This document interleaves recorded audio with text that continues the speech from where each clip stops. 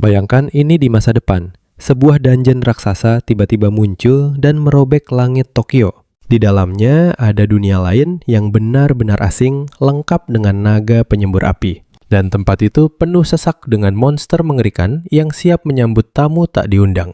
Tapi kamu dan aku bakal lihat sesuatu yang gila di sini.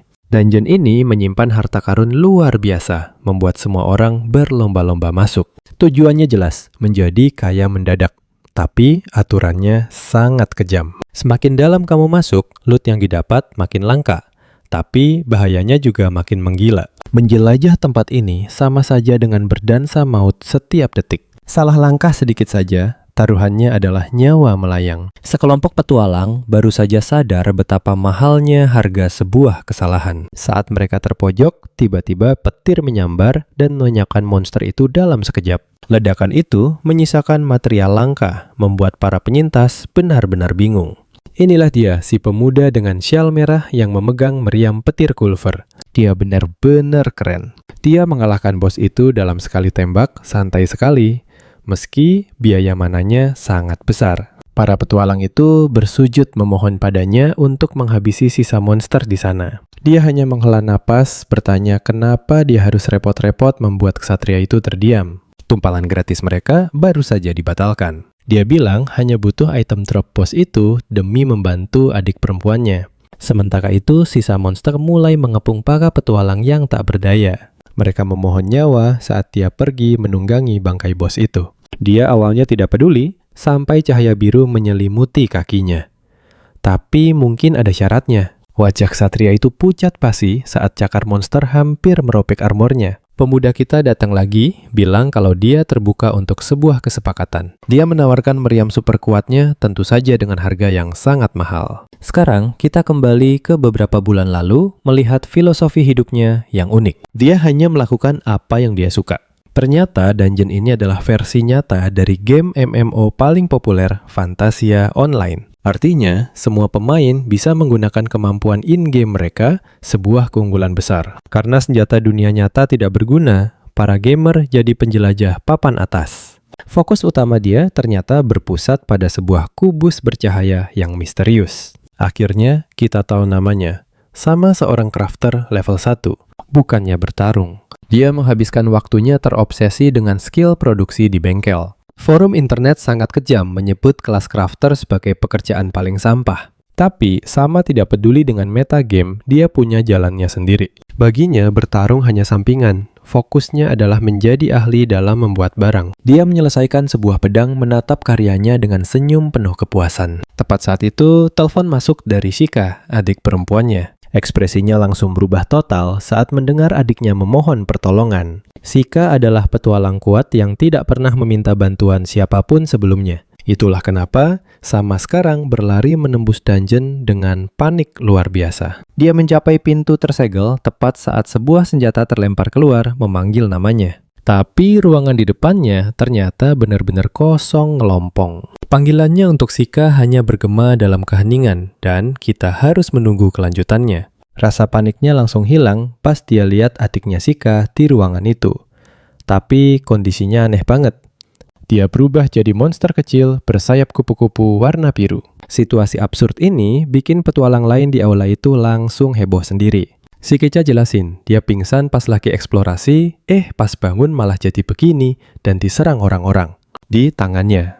Si Kecha yang jadi peri kecil itu natap dia, kelihatan bingung dan gak berdaya. Saatnya kelas crafter unjuk gigi, karena Sama aktifin skill analisis ke adiknya. Skill uniknya biasanya buat scan item demi resep crafting, tapi bisa juga buat cari obat status negatif. Harapan tipis buat ngilangin kutukan monster ini. Awalnya, rencananya gagal total. Layarnya cuma munculin suara statis. Tapi pas mau nyerah, satu baris teks muncul di tengah tulis itu. Teks itu kasih tahu kalau kutukannya adalah monsterifikasi tak bernama dan satu-satunya obat adalah batu filosof. Dengar itu, si Kecha malah seneng banget karena batu itu barang legendaris yang maha sakti. Sama langsung narik dia balik ke kenyataan. Belum ada satu orang pun yang pernah nemuin batu itu di dungeon ini. Masalahnya, resepnya butuh daftar bahan-bahan yang mustahil didapetin. karena nggak bisa dicari sendiri, sama sadar mereka harus beli bahannya. Tapi harganya gila banget, 100 juta koin emas, jumlah yang bener-bener bikin geleng kepala. Ngerasa kalah total. Sama, nyalahin diri sendiri, ngerasa nggak berguna karena nggak punya bahan-bahannya. Tapi Chika terbang ke depan, mukanya pilang. Cuma skill crafter abangnya satu-satunya harapan dia. Biar makin yakin, dia kasih sundulan kepala kecil yang semangat banget ke dagu. Sama, kata-katanya kena banget. Sama senyum tipis, terima kasih. Tekadnya pun sekarang udah bulet. Dengan tekad yang balik lagi, Sama mutusin mereka bakal all-in buat beli bahan-bahan itu. Dan dengan senyum yang agak nakal, dia ngajak Chika buat bantu cari dana. Adiknya setuju banget, dia mendarat di tangan abangnya dengan pose pede. Sampai akhirnya sadar kalau masalah 100 juta koin itu beneran berat. Rencana Sama, simple meski kedengarannya agak gila. Mereka cuma harus jadi kaya raya dari dalam dungeon. Misi cari uang mereka dimulai dari lantai 1 area tambang yang paling dasar. Dia langsung ngeliat sekeliling, nganggap remeh petualang lain sebagai pemula dungeon. Si Kica ngeliat dia pakai kubus dan nanya apa yang baru aja dia bikin. Dia bikin bom tambang buat cari duit cepet. Tapi petualang di dekat sana malah ketawa. Kelompok baru datang dan ngejek dia karena milih kelas crafter yang dianggap sampah. Pemimpin mereka, penyihir sombong bernama Ignes, ngira Sama cuma pemula cupu. Sama cuma natap dia dengan tatapan paling datar yang pernah ada. Si Kica udah siap buat berantem, tapi gerombolan ini malah acting kayak nemu barang langka. Ketawa ketiwi pas ngeliat crafter beneran. Sama nggak peduli dia nyuruh si Kika ambil picihnya biar bisa cabut. Dia udah kebal sama ejekan. Tapi si Kica nggak bakal diam aja, dia terbang dan langsung neriakin mereka. Kru penyihir itu malah ngerasa lucu. Nanya apa? Dia cuma monster peliharaan abangnya. Kesel, penyihir itu mutusin buat napok serangga pengganggu itu pakai tongkatnya. Tapi tangannya tertahan sama satu tangan yang kuat. Payah banget Sama nangkap serangannya dengan santai. Sekarang jangan kedip. Ini bakal seru. Dia mengejutkan penyihir itu dengan kekuatan yang mustahil. Tatapannya berubah tajam saat dia memperingatkan penyihir itu bahwa menyentuh adiknya adalah kesalahan besar. Salma malah menyuruh mereka pergi karena dia sibuk, benar-benar tidak peduli dengan ancaman itu.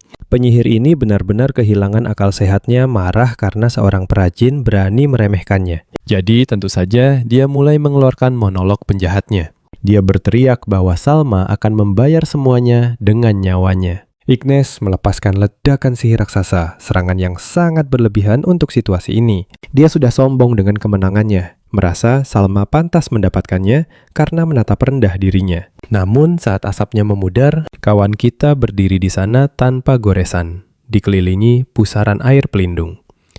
Otak penyihir itu langsung korslet.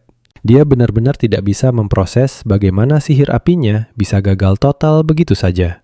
Ternyata Salma cuma pakai 2 barang dasar, bom tambang kecil, dan sebotol air minum. Dengan kubus miliknya. Dia langsung menggabungkannya di tempat menjadi bom air baru. Dia cukup bangga dengan ide cepatnya itu. Sementara si Kica mengintip dari balik sialnya. Ignes mulai berteriak menuduhnya pembohong.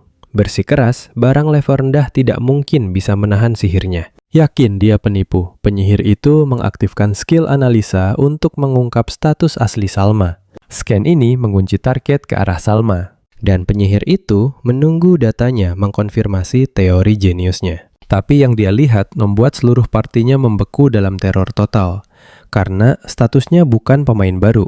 Layarnya menunjukkan level 999. Salma hanya memberikan seringai yang paling menyebalkan dan berkata, "Saya kan cuma seorang perajin." Informasi ini menghancurkan dunia penyihir itu yang hanya bisa tergagap melihat level yang mustahil. Kawan kita menjelaskan dengan tenang bahwa batas level hanyalah saran baginya, dan barangnya memang kualitas dewa. Terungkap bahwa barang hasil buatannya diperkuat oleh levelnya.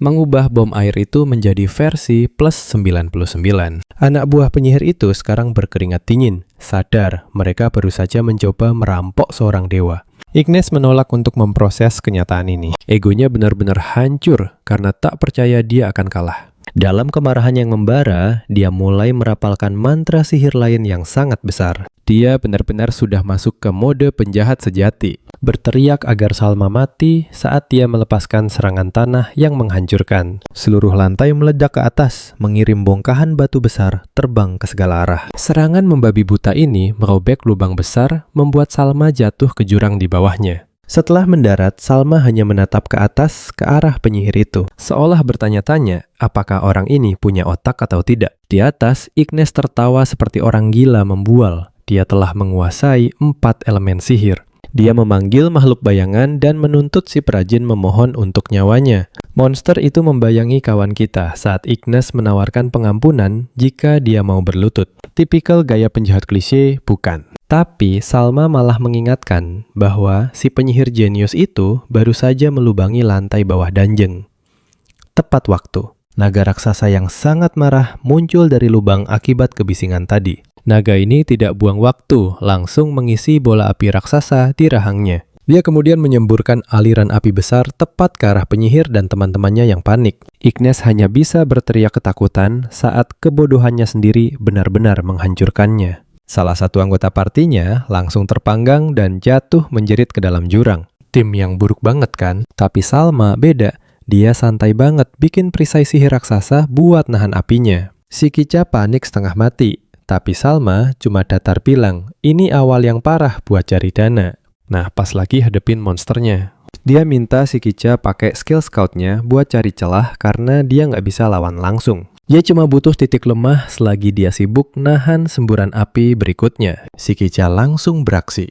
Skill analisisnya beradu sengit sama nafas naga yang membara. Si Kica masuk mode scout, naktifin skillnya buat kunci titik lemah sang naga. Analisisnya menerangi tubuh monster itu, nampilin banyak target yang bisa mereka sikat. Setelah scan kilat, dia nemu kelemahan pas di pangkal ekornya. Salma dapat sinyalnya dan langsung nempel bom tambang tepat di sasaran empuk itu. Bom itu meledak kecil banget. Cuma kerasa kayak gelitikan buat naga itu malah bikin dia makin ngamuk. Anak buah Ignes yang lama sekarang panik total. Sadar, rencana mereka gagal total. Tapi Salma nggak cari damage biasa. Dia lagi farming item langka yang cuma drop dari serangan kritikal. Dia keluarin kubusnya lagi, siap rakit tombak besi dan bom yang jauh lebih besar. Dia masukin sisik langka tadi niat buat triple craft dengan muka yang kelihatan senggang banget. Kilatan cahaya dahsyat meledak dari tangannya. Nandain proyek gilanya udah selesai. Dan dia keluar bawa Draconic Pile Bunker, senjata meriam naga yang nggak masuk akal. Naga itu menerjang ngaju, nggak sadar kalau dia bakal kena nasib sial hari ini. Salma pasang kuda-kuda ngebidik senjata raksasa itu tepat ke dada sang monster dengan senyum yang dingin banget.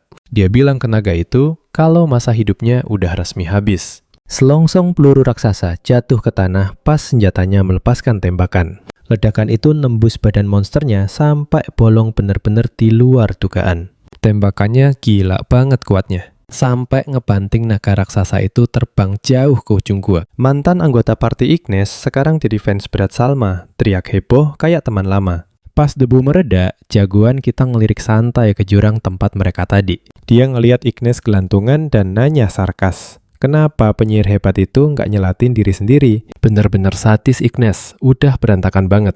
Naku mananya habis total. Dan Salma cuma ngejek dia, bodoh banget. Salma nawarin bantuan, tapi ada syaratnya. Ignes harus minta maaf tulus ke Sika dulu. Penyihir itu langsung teriak nangis, sesenggukan permintaan maaf paling dramatis sepanjang sejarah dungeon. Tapi Salma belum selesai. Dia bilang, biarin Ignes mati cuma rugiin bisnisnya aja. Dengan senyum yang bikin merinding, dia minta semua koin yang dibawa penyihir itu. Setelah diperas habis-habisan. Ignes lari terbirit-birit, sementara Salma ceria, bilang makasih atas uangnya. Pas mereka akhirnya berdua aja, dia nyandar ke dinding. Meriam raksasanya tergeletak. Adrenalinnya habis dan dia langsung ambruk kecapean parah habis perang. Ternyata crafter emang nggak didesain buat baku hantam kayak gitu. Saat mantan rekan tim Ignes mendekat, dua orang ini yang mendadak jadi fans berat bilang mereka terpukau lihat aksi tadi. Mereka langsung tanya, maukah dia menjual senjata pembasmi naga yang gila itu? Tawaran mereka 300.000 emas bikin Sika teriak jual saja. Sama tampak bingung dengan tawaran sebesar itu. Dia pikir bisa cari lagi. Dia harus jelaskan item plus 99 itu bukan barang sembarangan. Petualang itu bilang, orang biasa takkan mau ambil risiko demi barang mustahil. Dan saat itu, sebuah ide muncul di kepala Salma. Dia menyadari sesuatu yang besar. Stick with me, kamu harus lihat rencana licik yang lagi dia susun. Penjualan ini memang menguntungkan, tapi mereka masih kurang 99 juta. Kembali ke kota, si Kika benar-benar bersemangat, merayakan dua keuntungan tak terduga mereka sekaligus. Dia tanya apa yang dipikirkan Salma, dan Salma cuma senyum. Dia punya ide bagus. Ide baru Salma bikin si Kicak kaget bukan main. Dia mau berhenti menjelajah dungeon. Dia panik setengah mati. Ingatkan mereka hampir mati lawan naga. Mana mungkin kuat di lantai bawah. Tapi sama, tenang, dia tunjukkan pedang bercahaya hasil kreasinya. Dengan seringai jahat, dia bilang mereka punya cheat code utama, yaitu keahlian crafting miliknya. Sekarang perhatikan ini. Ini bagian yang bikin semuanya berubah. Dia sadar beda sama game lama mereka. Item buatan di sini berharga tinggi, jadi mereka bisa langsung menjualnya. Rencananya cari bahan murah lalu ubah jadi gear mahal, seperti mencetak uang sendiri. Saat si Kicah ragu, apa itu mungkin? Sama yakin mereka pasti bisa. Dia bawa si Kicah ke rumah lelang besar. Cowok kita dorong pintu raksasa itu siap meraup banyak uang dengan gaya penuh percaya diri. Dia umumkan ini tempat di mana kekayaan bisa tercipta atau musnah. Cahaya emas terang benderang dari dalam, menandakan harta karun yang luar biasa. Mereka masuk ke pelelangan legendaris di mana perang harga sedang panas-panasnya. Harga item langka melambung tinggi sampai puluhan ribu emas dalam sekejap. Shika terpana melihat itu, sementara Sama melipat tangan dengan santai. Juru lelang mengetuk palu sepasang anting terjual seharga 90.000 emas. Sama menyeringai. Minta si Kicah bersiap karena acara utama akan segera dimulai. Berikutnya ada perisai Aegis hitam dengan harga pembuka 100.000 emas. Harganya langsung meledak menembus angka 400.000. Penonton makin menggila, seseorang menawar 450.000. Suasana makin panas. Seorang wanita kaya santai menawar 550.000 emas. Kamu dan aku pasti setuju, angka segini sudah tidak masuk akal kan? Dengan senyum yang benar-benar licik. Sama bilang ke si Kicah kalau perisai itulah bisnis baru mereka. Dia jelaskan kalau orang rela bayar segitu, ini pasar yang harus mereka manfaatkan. Rencana jeniusnya, dia mau memproduksi perisai itu secara massal dan menguras dompet para orang kaya. Salma udah senyum-senyum sendiri, kebayang duit banyak yang bakal masuk kantong mereka buat bikin barang itu. Mereka butuh 3 bahan langka, termasuk adamantite gelap dan darah naga api. Untungnya darah naga udah ada di tangan gara-gara insiden seru tadi. Jadi buat cari bahan, terakhir, mereka mutusin buat turun ke lantai 2 labirin. Tapi Salma sadar, rencananya berantakan. Karena mana, dia lagi tipis. Dia pun ingat pas nawarin ramuan mana buatannya ke petualang yang lagi kesulitan. Wah, lu harus lihat nih kelakuan dia. Bener-bener kayak lintah darat. Dia jual 2.000 emas, bikin si petualang emosi. Tapi logikanya simple banget. Kalau ada kesempatan cari untung dari orang susah, gas aja terus. Kayaknya dia kebablasan, sampai bikin pasar gelap segala buat supply dungeon. Balik ke masa sekarang. Pas ada petualang protes harga, Salma malah bilang, itu harga pasar yang wajar. Dia jual jimat anti jebakan seharga 3.000 emas. Katanya sih murah banget. Pas si petualang nawar harga, malah dinaikin. Inilah kapitalisme yang sesungguhnya. Tapi di tengah aksi perampokan, gayanya itu. Si Kicah tiba-tiba ngerasa ada yang gak beres. Dia teriak manggil Salma dan muka Salma langsung berubah panik. Nah, jangan kedip. Lihat nih, apa yang bakal terjadi selanjutnya. Salma sama calon korbannya teriak histeris pas monster itu datang nyerbu. Si bos langsung nyesel gara-gara asik bisnis. Sekarang malah harus lari kocar-kacir dikejar anjing neraka. Anjing api itu ngejar terus di lorong sempit pas Shika nyaranin buat lawan. Salma teriak kalau musuhnya terlalu banyak dan Shika bisa kena imbasnya. Pelarian panik mereka buntu di depan tembok bata yang solid. Tapi Salma malah nyengir jahat ngeluarin kubus craftingnya tanpa ragu.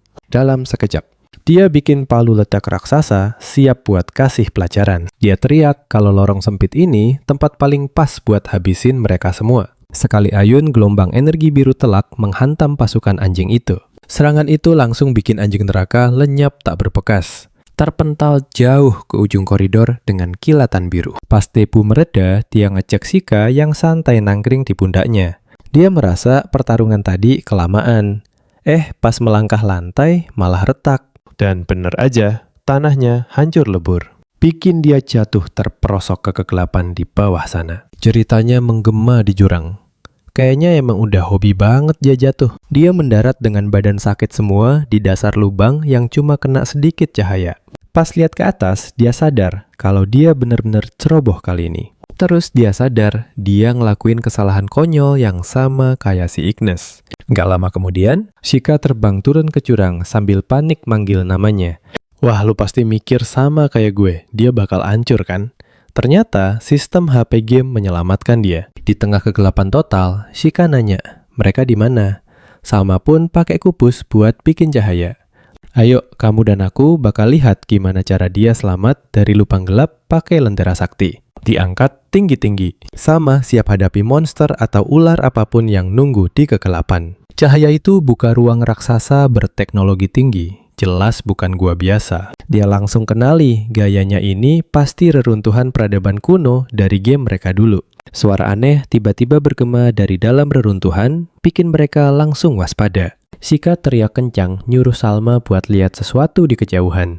Matanya terbelalak nggak percaya sama apa yang dia lihat di depan sana. Itu golem raksasa yang sudah mati, boss raid legendaris dari game. Tapi bukannya takut, Salma malah nyengir serakah. Dia benar-benar girang nemu barang ginian. Dia tahu persis, ini tipe Grand Final Eve varian paling berbahaya yang pernah ada. Pas Shikicha panik setengah mati, cowok kita ini malah sibuk mikir keras. Sambil susun rencana, dia nyuruh Shika diem di tempat. Klasik banget kan caranya? Senyum pemburu harta karunnya sudah muncul lagi nih. Tahu barang ini bisa kasih material super langka dan mahal. Shikicha teriak, bahaya! Tapi dia santai saja, manjat ke pundak golem itu.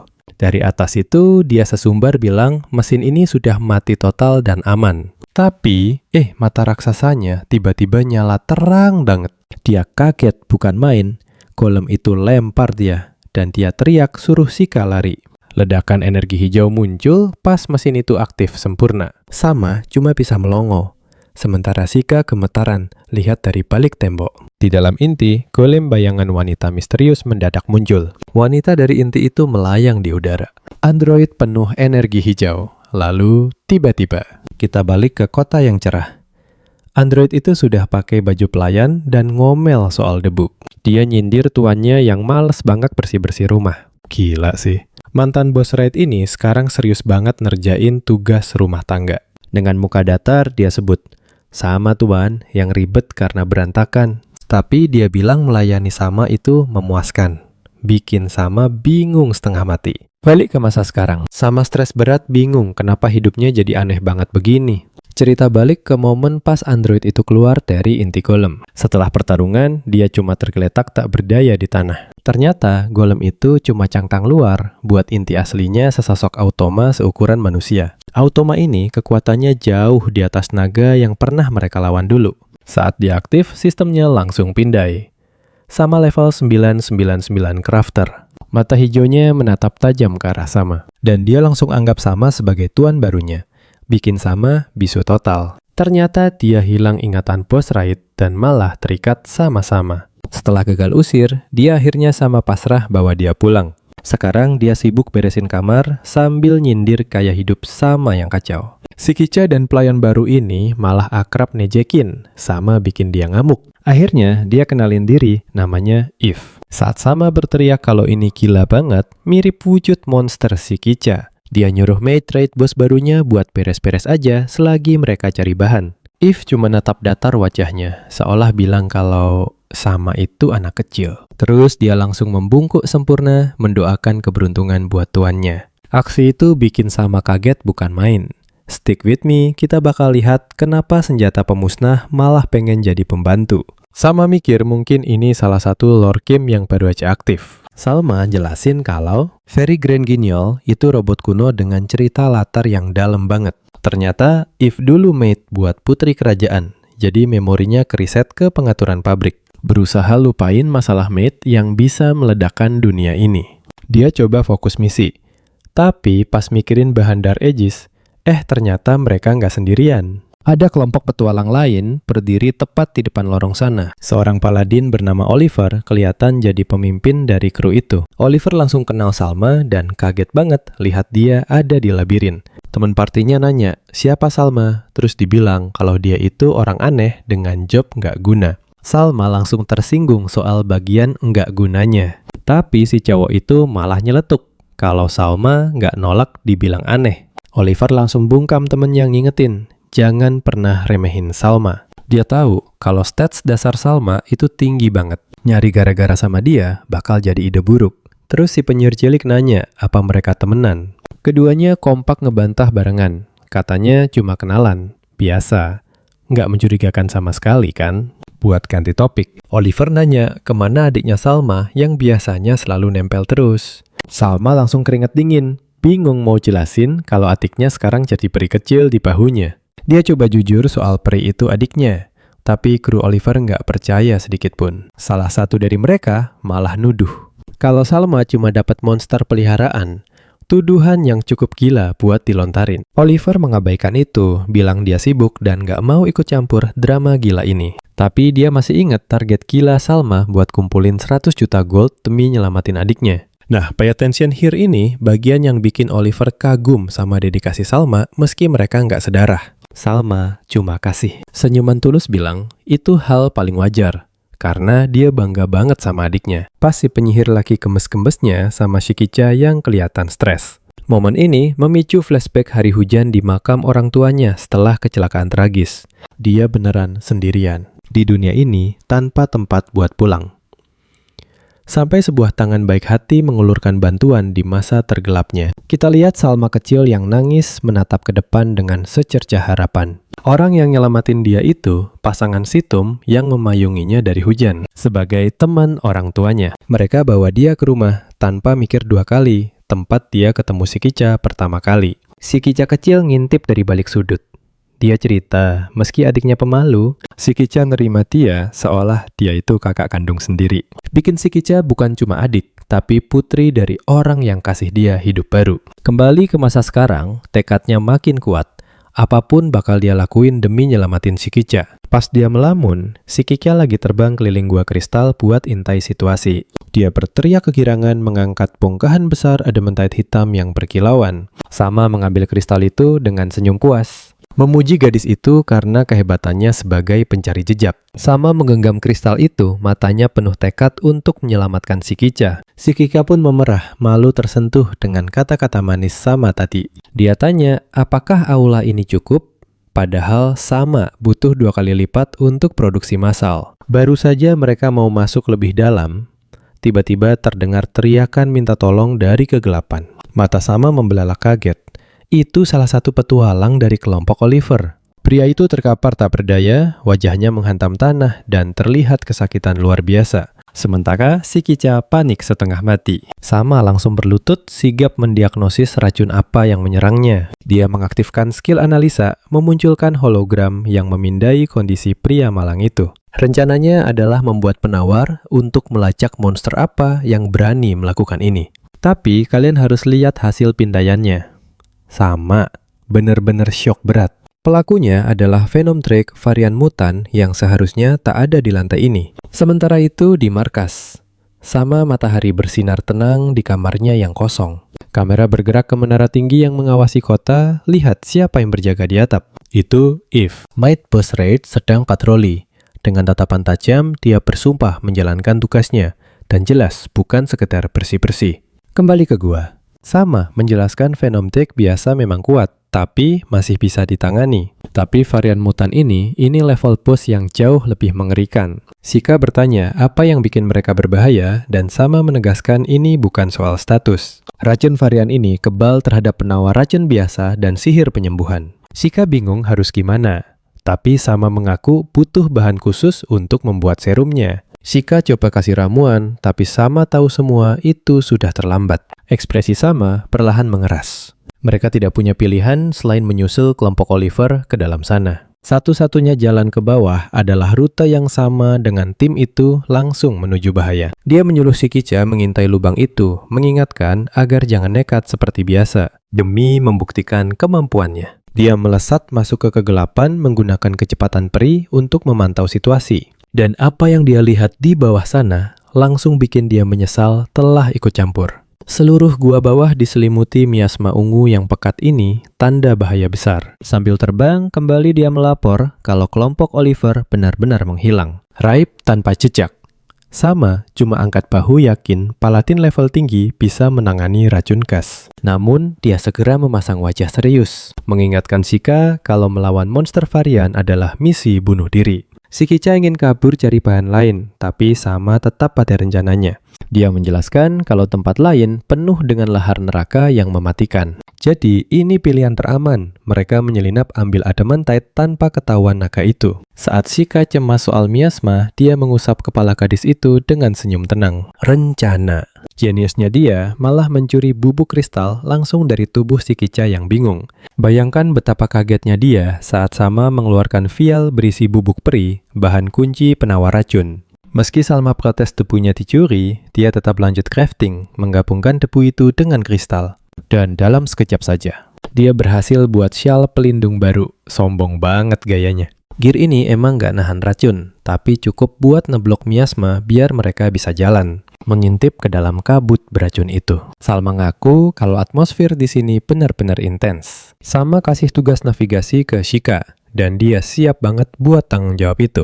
Tiba-tiba, ada tubuh melayang di udara dan menghantam dinding gua dengan keras. Itu Oliver yang terpental, tamengnya hancur kayak habis ditabrak truk. Di atasnya berdiri Venom Tree. Monster ungu mengerikan siap menghabisi. Paladin ini kewalahan nahan serangan monster itu. Pikiran pertamanya bukan mau mati, tapi mikirin si Sami yang payah. Prioritasnya kacau nih. Setelah benci sama diri sendiri, dia buang harga diri dan minta tolong. Oliver bilang, obat buat temennya harus dibuat dari kelenjar racun naga itu. Sama nggak terkesan. Soalnya, party hebat harusnya punya healer. Ternyata tim Oliver udah tumbang kena racun. Putus asa. Dia nawarin imbalan apa aja, memohon biar Salma nyelamatin timnya. Sama, cuma nyengir licik kayak dapet durian runtuh. Begitu ada bayaran, Sama langsung keluarin crafting cube miliknya. Tiba-tiba jadi semangat kerja sama. Oliver lega banget sampai mau nangis. Pas Sama mulai kerja, cahaya terang keluar dari cube itu. Kasih buff kuat ke gear si Paladin. Oliver bangkit lagi, siap lawan kadal raksasa itu. Venom Drake itu menatap tajam, matanya menyala penuh kemarahan murni. Dia langsung menyemburkan racun ungu terkonsentrasi tepat ke arah Paladin. Tapi Oliver memanggil perisai energi besar. Skill pertahanan terakhir untuk menahan serangan mematikan itu. Dan ledakan racun menghantam perisai bercahaya dengan kekuatan dahsyat. Oliver melompat ke udara, siap menghajar monster itu pakai kekuatan penuh. Dia menghantamkan tamengnya tepat ke wajah jelek naga itu. Serangan awal yang mantap, tapi pas lagi seru-serunya. Sama lempar kaleng aneh. Ternyata itu granat cahaya. Mantap juga nih taktiknya. Cahaya membutakan, menelan gua itu bikin kadal raksasa itu stun total. Sayangnya nih, Oliver juga ikutan buta dan teriak-teriak. Kerjasama macam apa ini? Pas semua lagi kacau, Salma lari buat potong kulit naga itu. Oliver teriak. Dia bakal nahan naga itu, percaya Salma bisa bikin obat. Padahal dia ngomong sendiri ke udara. Pahlawan kita itu langsung dihantam ekor naga. Dan dia terjepit rata di tanah. Kasian banget nasib si Paladin. Mata merah monster itu melirik mengincar target baru dengan kebencian total. Pandangannya tepat ke arah Salma yang lagi sibuk crafting di sudut. Dia sadar, gara-gara granat tadi, dia jadi target utama. Sekarang panik bikin spell pengikat. Naga itu nggak nunggu lama. Bayangan maut meluncur deras. Semburan racun mematikan tepat di depan mata. Salma tidak punya pilihan. Dia benar-benar terpojok. Alat buatannya masih terbengkalai, belum selesai sepenuhnya. Saat maut seakan menjemput, tiba-tiba petir dahsyat menyambar dari langit-langit gua. Ledakan energi itu menghantam kepala naga itu dengan kekuatan yang luar biasa. Serangannya berhenti total.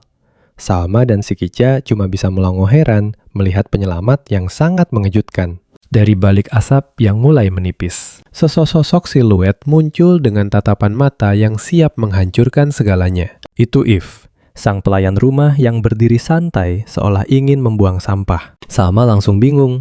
Jangan-jangan pelayannya ini berubah ke mode bos terakhir. Dengan sorot mata hijau yang menyala itu, dia tahu mereka jelas kalah telak melawan bos raid yang sebenarnya. Eve bersiap menyerang Salma, membatin. Meski tanpa armor, dia tetap robot pembunuh. Namun bukannya serangan maut, dia malah menarik syal Salma. Eve menyodorkan baju merah yang terlipat rapi, bikin Salma benar-benar bingung.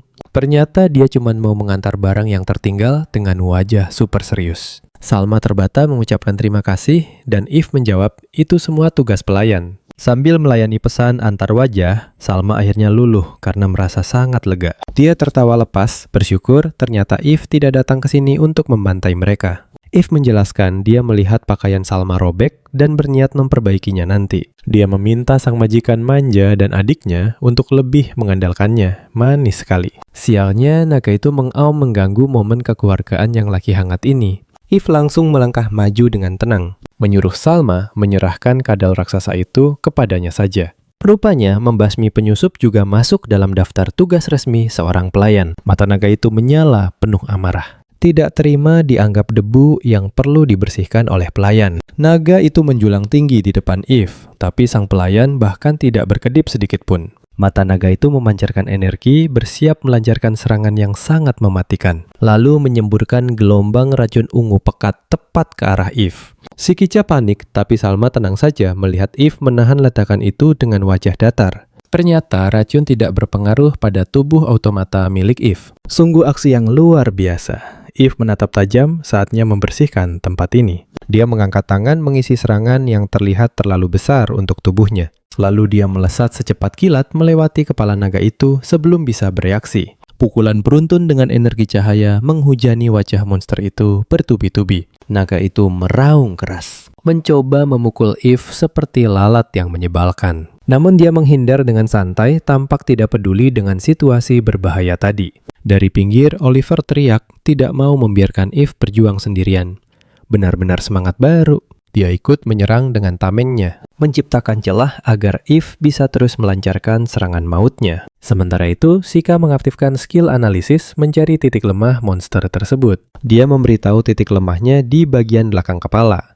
Klasik sekali, bukan? Salma cuma bisa diam saat si Kica bilang serangan mereka serasa geli saja. Ternyata Paladin itu tank, dan pukulan pelayan bukan cara tepat mengalahkan bos ini. Dia mulai menimbang pilihan siap ambil langkah baru. Membuang waktu menyembuhkan teman Oliver yang payah.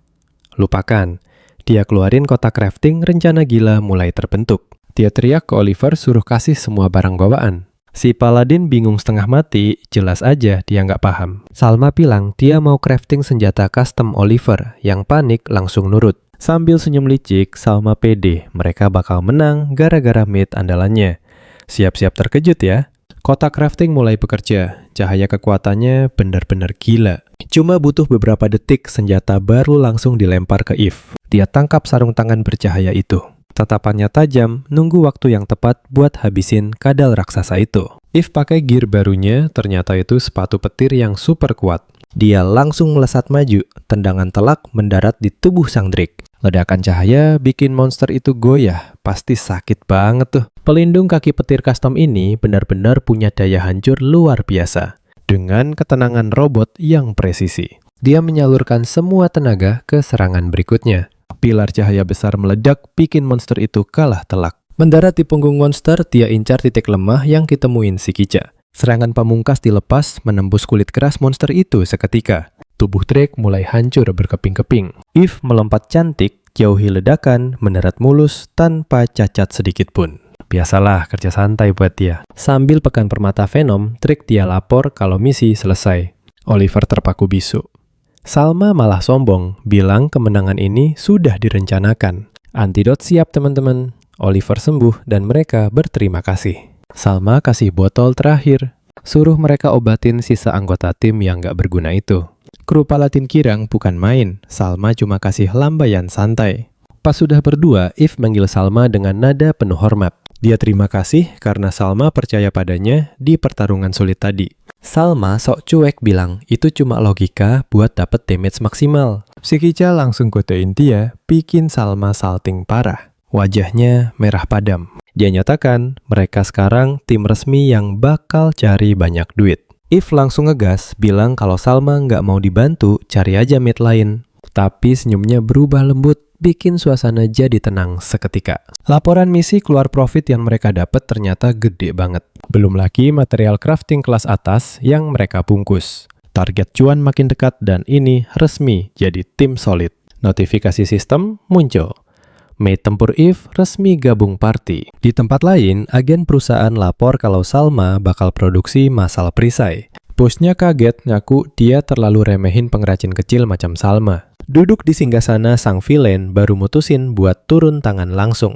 Beberapa hari kemudian, bengkel Salma banjir. Orderan pelanggan kaget lihat hasilnya. Bayangin, dua orang ini kaget setengah mati pas lihat tameng Dark EK plus 999. Tanpa basa-basi, mereka langsung kasih kalung emas segede gaban buat beli barang itu. Pas ditanya rahasia pembuatannya, sama, cuma senyum licik dan bilang itu rahasia dapur. Dia nawarin diri cariin gear lain dan mereka langsung semangat minta dicarikan senjata langka. Dalam hati, Sama ngerasa puas banget sama rencananya buat bikin 5 tameng dari material naga tadi. Strategi jeniusnya adalah jual langsung ke para penjelajah kaya yang kalah pas lelang kemarin. Ini trik jitu biar hemat biaya lelang, sekalian bisa cari peluang bisnis baru yang menggiurkan. Dia lanjut pamer kalau baru aja selesai ngerakit satu senjata langka khusus di luar pesanan. Ini Great Bow of Malice, mahakarya yang dibikin langsung dari inti Venom Drake. Kliennya yang sekarang jelas nggak bakal mampu bayar harganya. Jadi dia nawarin diri buat kenalin mereka ke calon pembeli lain yang lebih tajir. Rencananya dia mau mampir ke gathering pemburu kelas atas besok pas dompet mereka lagi tebel-tebelnya. Stick with me, kamu bakal lihat gimana serunya cara Sama mainin pasar di dunia ini. Terus pas lagi jalan santai di tengah kota, ada suara familiar manggil dia. Si Kica lari nyamperin, nanya hasil jualan, dan Sama cuma senyum tipis. Dia bangga banget pamerin 750.000 koin emas hasil dari 2 tameng itu. Rencananya dia udah siap buat ngejar 1 juta emas berikutnya. Bahkan If yang bawa tas super gede cuma bisa bilang dengan tenang, kerja bagus tuan. Dengan busur hebat dan jarahan lain, dia hitung mereka bakal tembus 3 juta emas sebentar lagi. Tapi tiba-tiba dia kasih fakta pahit, target 100 juta. Artinya uang mereka baru 3%. Sama cuma pasang senyum paling pede di dunia. Bilang ke dia kalau dia udah punya rencana matang buat langkah selanjutnya. Dia masih tutup mulut soal detailnya, bikin If cemberut karena penasaran setengah mati. Sekarang fokusnya adalah jual busur gila ini buat modal usaha besar berikutnya. Mereka pun cabut ke gathering pemburu raksasa di pasar dalam pohon yang super ramai. Dia buka lapak jualan barang-barang standar buat mancing para pemburu yang lewat. Terus, cowok kita langsung mode salesman profesional, nyambut semua orang yang mau lihat dagangannya. Sekarang perhatikan baik-baik, momen ini bakal bikin semua orang di sana gempar. Dia tunjukin Great Bow of Malice secara dramatis dan semua pemburu langsung melongo karena takjub. Sama langsung nempel ke salah satu orang buat maksa closing dengan taktik jualan tingkat dewa. Tapi pemburu itu malah gagap ketakutan. Mukanya pucat pasi. Pas pembeli itu kabur, Sama sadar ada yang nggak beres di sini. Pemburu lain mulai bisik-bisik soal betapa anehnya nggak ada yang beli panah biasa pun. Mereka sadar masalahnya bukan di harga atau kurangnya minat sama sekali. Ada sesuatu yang bikin mereka takut banget buat transaksi di tempat dia. Sama mulai sadar kalau orang-orang ini takut beli barangnya seolah bakal kena kutukan maut. Dan bener aja, seorang mulut besar pakai baju hijau tiba-tiba teriak cari ribut sama-sama. Pemburu peringkat tinggi bernama Hayato ini nanya siapa yang kasih izin jualan di wilayahnya. Kamu lihat tatapannya. Sama.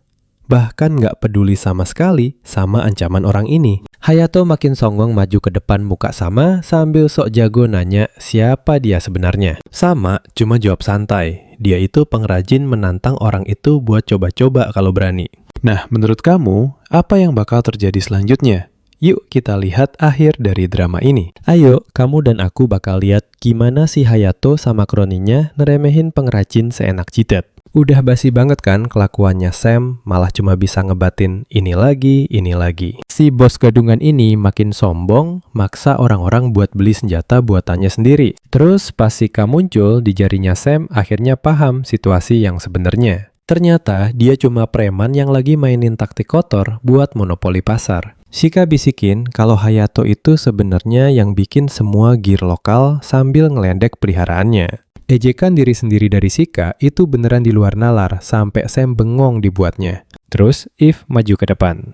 Nanya, mana barang yang kelas atas? Terus langsung ngehina semua pajangan di sana kayak sampah. Mata Hayato langsung kedutan. Jelas dia emosi karena karya agungnya diremehin sama seorang pelayan. Sambil nyengir jahat, Sam ngajak duel resmi sesuai aturan Tomboru buat selesain masalah ini. Hayato langsung setuju, katanya kalau dia menang, Sam harus angkat kaki selamanya. Tapi Sam nolak mentah-mentah.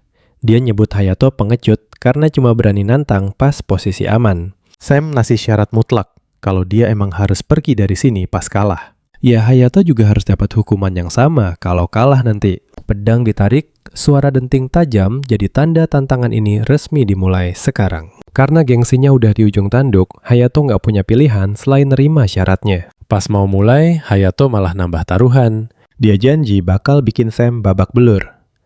Aturannya gampang banget kok. Mereka harus bikin busur di tempat yang pertama kena sasaran, dia yang menang. Adil kan? Hayato nembak panahnya sambil pamer perbedaan kelas. Tapi tiba-tiba panahnya berhenti, kena kilatan cahaya. Dia kaget setengah mati pas serangannya ditangkis gitu aja. Sistem otaknya beneran error sekarang. Sam minta maaf, santai banget, sambil sisa sihirnya masih muter-muter di sekitarnya. Terus dia nunjukin hasil karyanya sendiri, si Brahmastra. Busur dewa dengan akurasi otomatis. Ini mah udah kelewatan jago namanya. Sam malah sibuk ngomel ke kerumunan soal bahan langka yang terbuang percuma. Udah pusing duluan, nyitungin berapa biaya ganti ruginya nanti. Suara debuman keras guncang hutan. Pas Hayato mental nabrak pohon, kedengeran sakit banget. Pas dipaku ke tanah sama panah si pecundang ini, teriak bakal balas dendam atas penghinaannya. Dia langsung aktifin skill panggil monster minta bala bantuan, karena nggak sanggup menang sendiri. Sam langsung ngerasa, ada hawa aneh di udara. Nengok ke belakang buat lihat bahaya apa yang bakal datang. Dari balik hutan, muncul gerombolan monster bercahaya dan mereka kelihatan haus darah banget.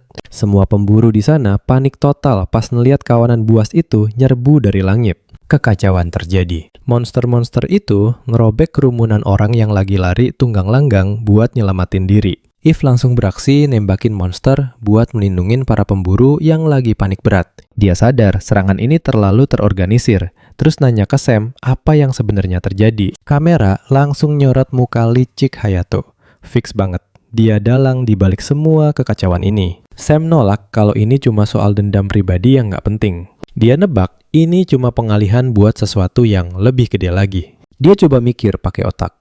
Si penjahat sadar kalau target asli Hayato pasti adalah. Dan dalam sekejap, Sam akhirnya sadar tujuan jahat di balik serangan ini.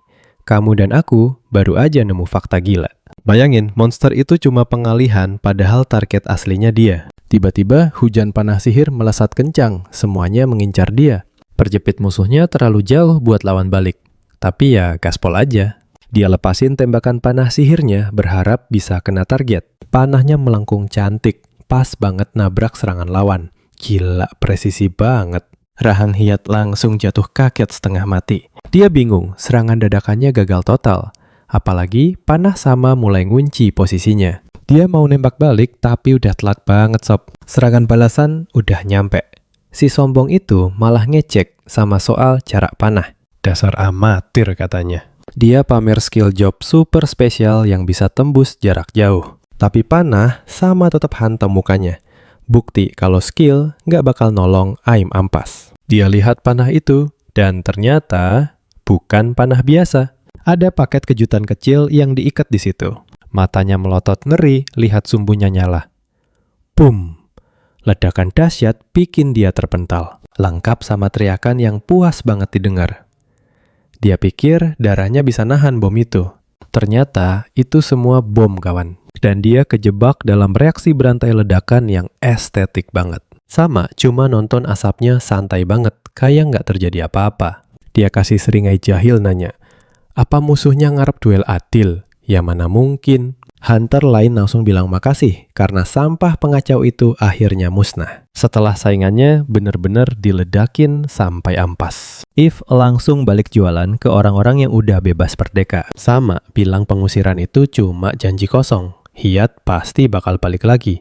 Terus ada Hunter yang maju nawarin request khusus buat jagoan kita. Dia bawa rombongan Sama, masuk lebih dalam ke tengah hutan belantara. Hunter itu jelasin kalau markas mereka dibangun dari nol sama para penjelajah. Awalnya, tempat ini didiriin sama 10 sukarelawan hebat yang gabungin modal mereka buat markas ini. Tapi satu persatu mereka hilang sampai Hiyat nguasain segalanya sendirian. Kebetulan yang aneh kan Sama.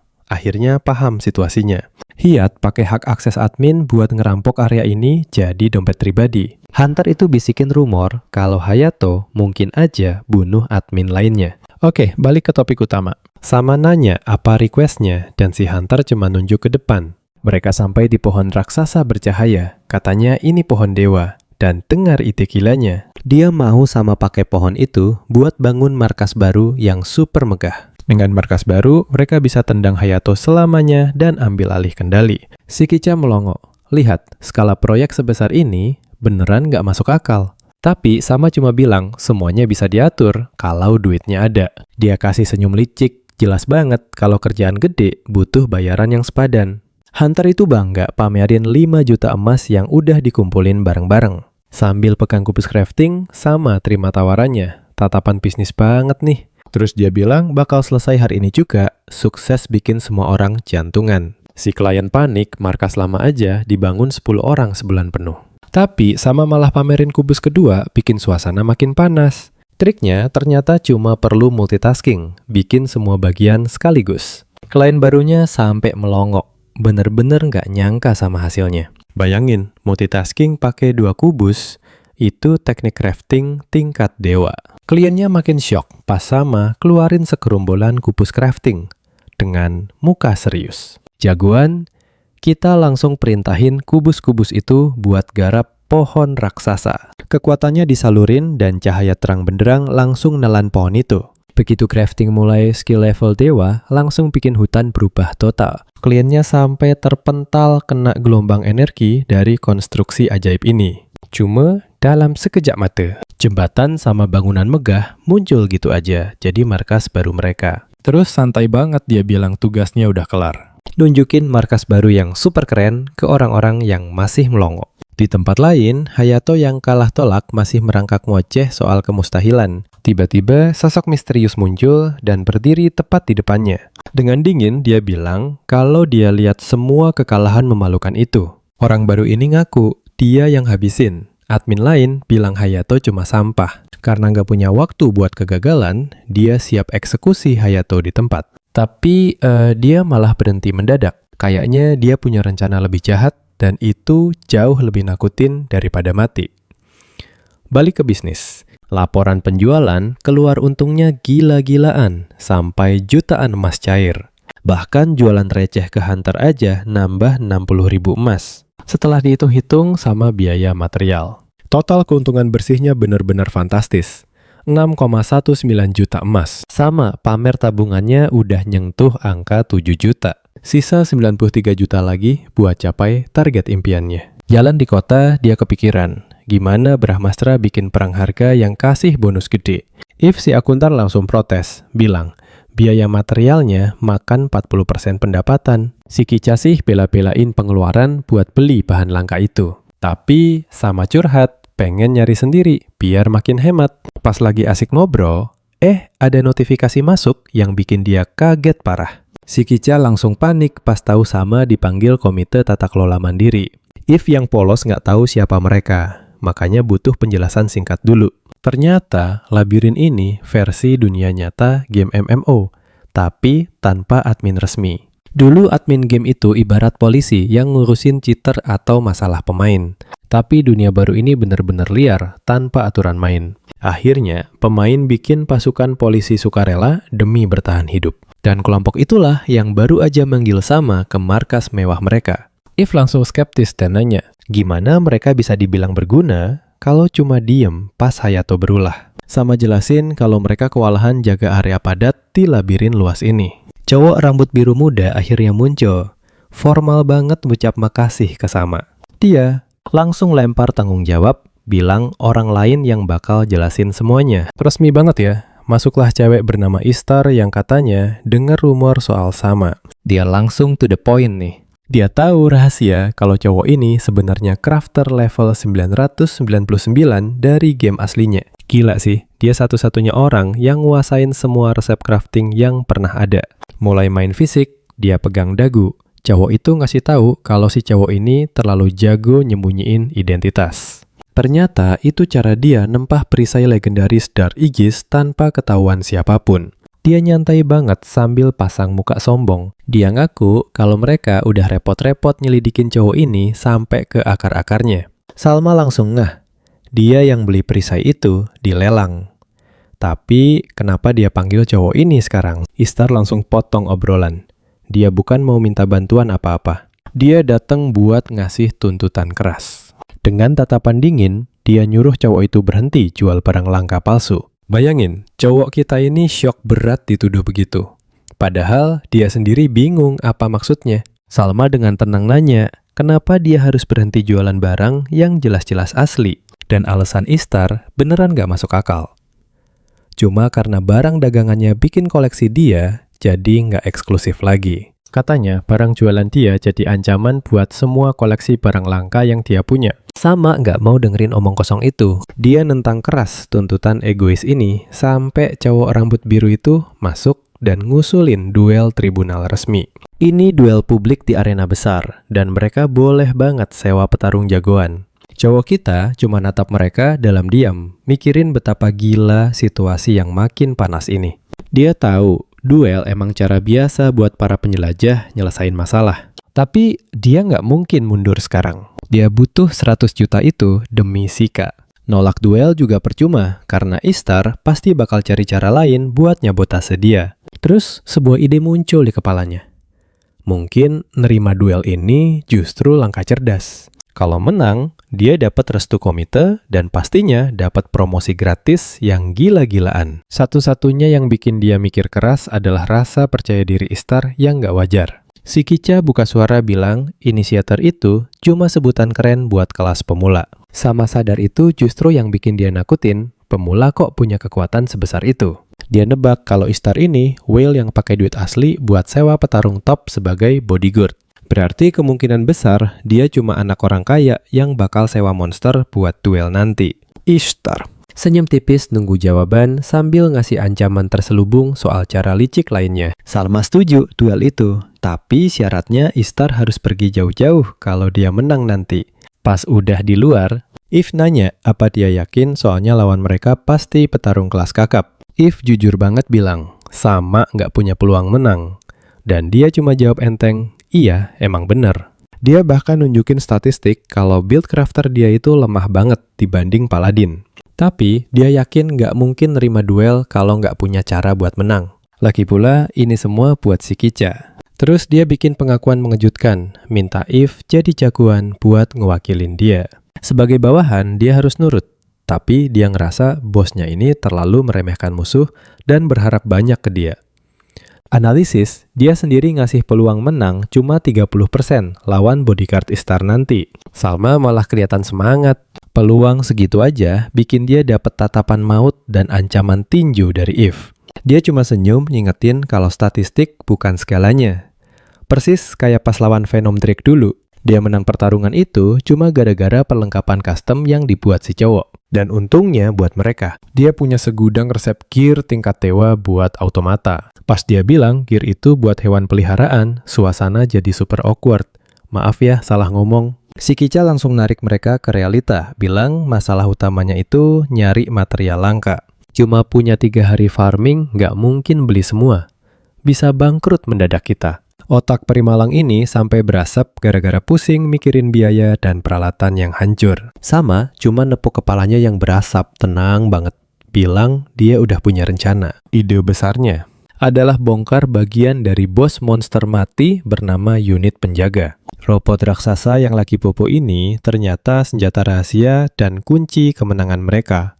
Dengan suara besi berderit, proyek bongkar pasang berisiko tinggi pun resmi dimulai. Jagoan kita sekarang mode mekanik total. Dengan bangga nunjukin gear kecil yang baru aja diambil. Semuanya lancar, bahkan si Kica ikut bantu bersih-bersih bengkel baru mereka. Di dalam bengkel, Eve jelasin kalau labirin ini terus memulihkan diri, jadi harus bobol terus. Agak ribet sih, soalnya mereka harus buka lubang itu tiap kali mau masuk. Dia lalu dengan bangga nunjukin keranjang yang penuh sama potongan mesin bekas. Fase 1 selesai. Sama seneng materialnya cukup. Tapi Eve ingetin, ini semua demi si Kica. Lihat tumpukan barang rongsok itu. Eve jadi agak sedih, berharap fungsi buat senjata miliknya masih aktif. Kemampuan itu terikat sama memori, yang sayangnya udah rusak dan nggak bisa diakses. Nah, ini ngasih sama ide brilian. Dia ingat otomata tingkat tinggi bisa buat senjata sendiri. Dan sebagai mantan raid boss, gear eksklusif milik Eve itu kualitasnya beneran di luar nalar. Dia kesampingin dulu pikiran itu. Mending fokus sama apa yang bisa dipakai sekarang. Dia manggil Eve buat ngobrol serius soal masa lalunya. Sama, cuma mau pastiin dia beneran lupa ingatan. Dan Eve bilang itu semua terkunci. Tapi dia keceplosan kalau ada memori beku yang masih tersimpan di storage-nya. Dia usul buat buka memori itu. Tapi sama, langsung nolak mentah-mentah. Dia mikir itu memori pas Eve masih jadi bos jahat, bahaya banget itu. Yahi ngebayangin Eve balik jadi musuh. Jadi mending jangan cari masalah deh. Eve langsung nyadarin dia dari lamunan, manggil dengan nada tegas, "Master." Dia maju ke depan muka, sama. Nuntut jawaban, apa dia beneran bisa buat gear yang cukup kuat buat menang. Di belakang, si Kica lagi kena mental nangis-nangis karena nasib kemanusiaannya dipertaruhkan. Terus dia berubah sikap, bilang ke Eve, tenang aja, karena sama pasti bisa atasi. Jagoan kita cuma senyum pede bilang, serahin aja semuanya ke dia. Hari duel tiba, dan Grand Arena penuh banget penontonnya. Tumpah ruah buat acara utama. Ishtar sombong banget ngenalin jagoannya, tentara bayaran bernama Gilbert si Bedlam. Dan lawannya adalah tim sama, yang wakilnya kocak banget disebut monster peliharaan. Si Kica panik, tapi sama lega nggak ada yang ngenalin wujud asli Eve. Di tengah ring dua jagoan itu saling tatap sebelum aturan main dijelasin. Si Gilbert ini mulai deh bacot banget, monolog terus. Dia ngerasa terhina banget karena lawannya cuma dianggap peliharaan doang. Tapi Eve dengan santainya nyuruh si Gilbert buat diem.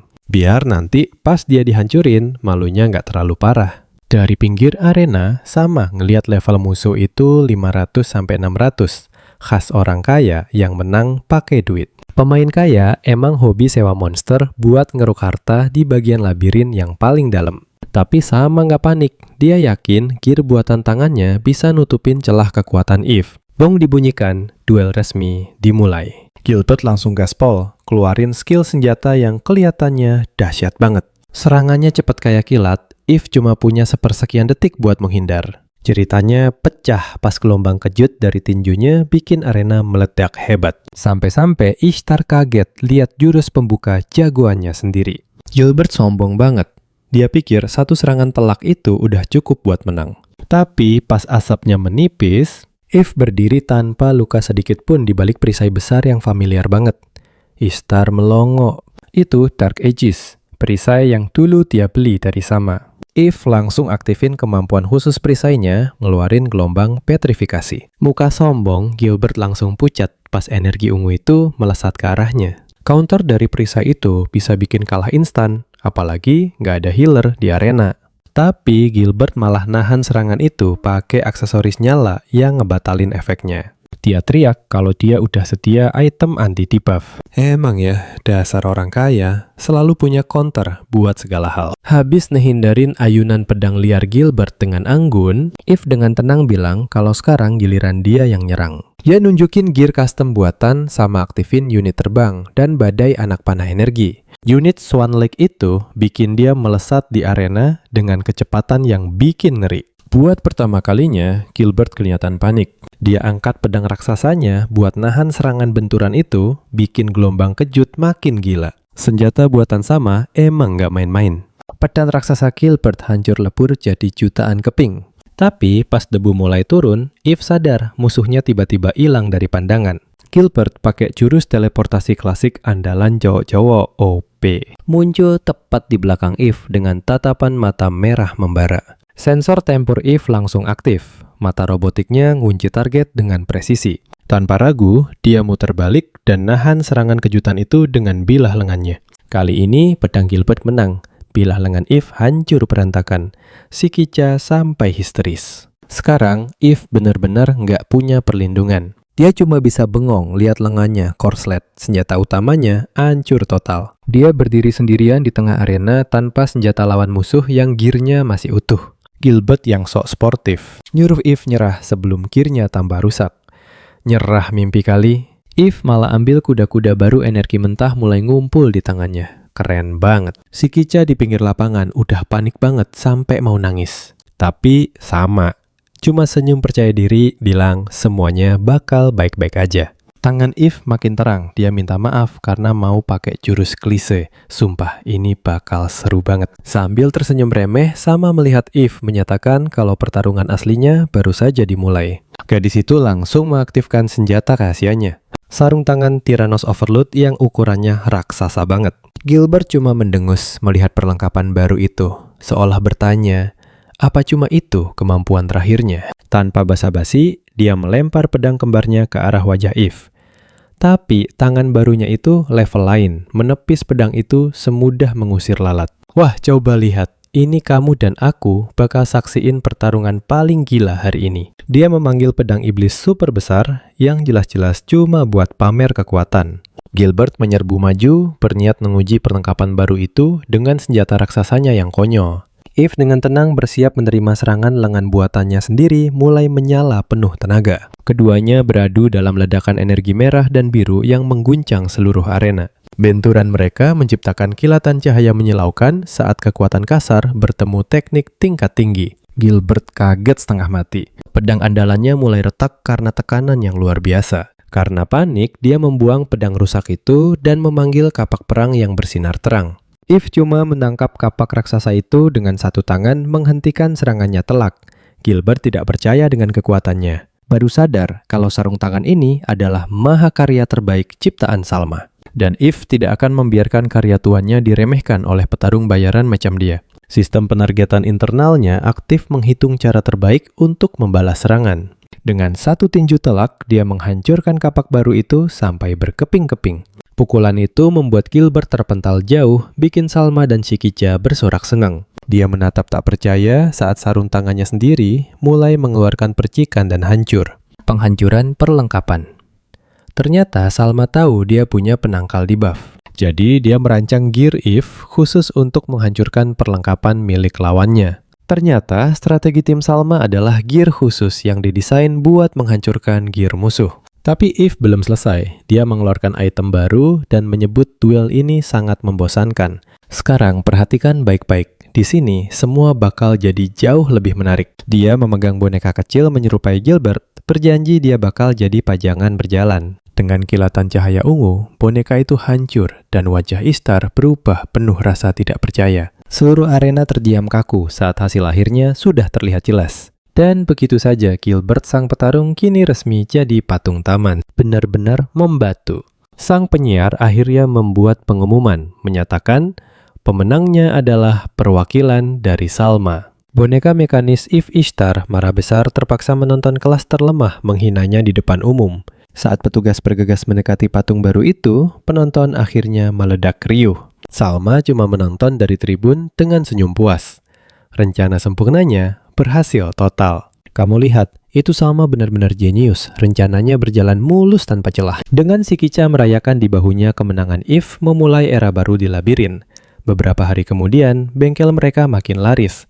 Jagoan kita kebanjiran permintaan crafting tingkat tinggi. Duel kemarin benar-benar jadi iklan terbaik buat mereka. Si Kica senang bukan main karena Salma akhirnya dapat pengakuan yang pantas dia terima. Eve yang sangat realistis tidak keberatan dengan ketenarannya selama itu meningkatkan penjualan. Sambil menyajikan teh, dia memberitahu Salma bahwa dia harus kerja keras demi si Kica. Dia beralasan karena lengannya sempat rusak. Jadi adil kalau Salma harus kerja sampai tangannya copot sendiri. Memang dasar robot, logika Eve selalu bikin geleng-geleng kamu. Dan aku pasti setuju kan? Tapi si Kica memotong perdebatan itu mengucapkan terima kasih tulus pada keluarga barunya. Rasa syukur yang jujur itu membuat Salma dan Eve terdiam sejenak.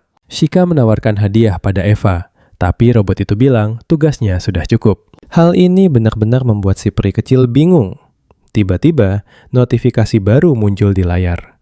Salma dan Eve mengira itu permintaan buat barang lagi. Salma pun mengoreksinya. Itu hasil lelang, semua perlengkapan yang dia produksi massal habis duel kemarin. Dia sengaja pamer biar harganya naik. Jadi dia penasaran banget sama hasilnya. Lelang untuk 3 perisai Turk-i sudah selesai dan hasilnya bikin Salma syok berat. Pemenang semua barang itu ternyata rival mereka, Ishtar. Dasar pecundang yang nggak mau kalah. Salma malah tertawa, sadar kalau Ishtar beli semuanya biar harga perisainya sendiri nggak anjlok. Si Kica kelihatan ngeri banget sama tingkat kekanak-kanakan ini. Sementara Eve cuma pasang muka datar.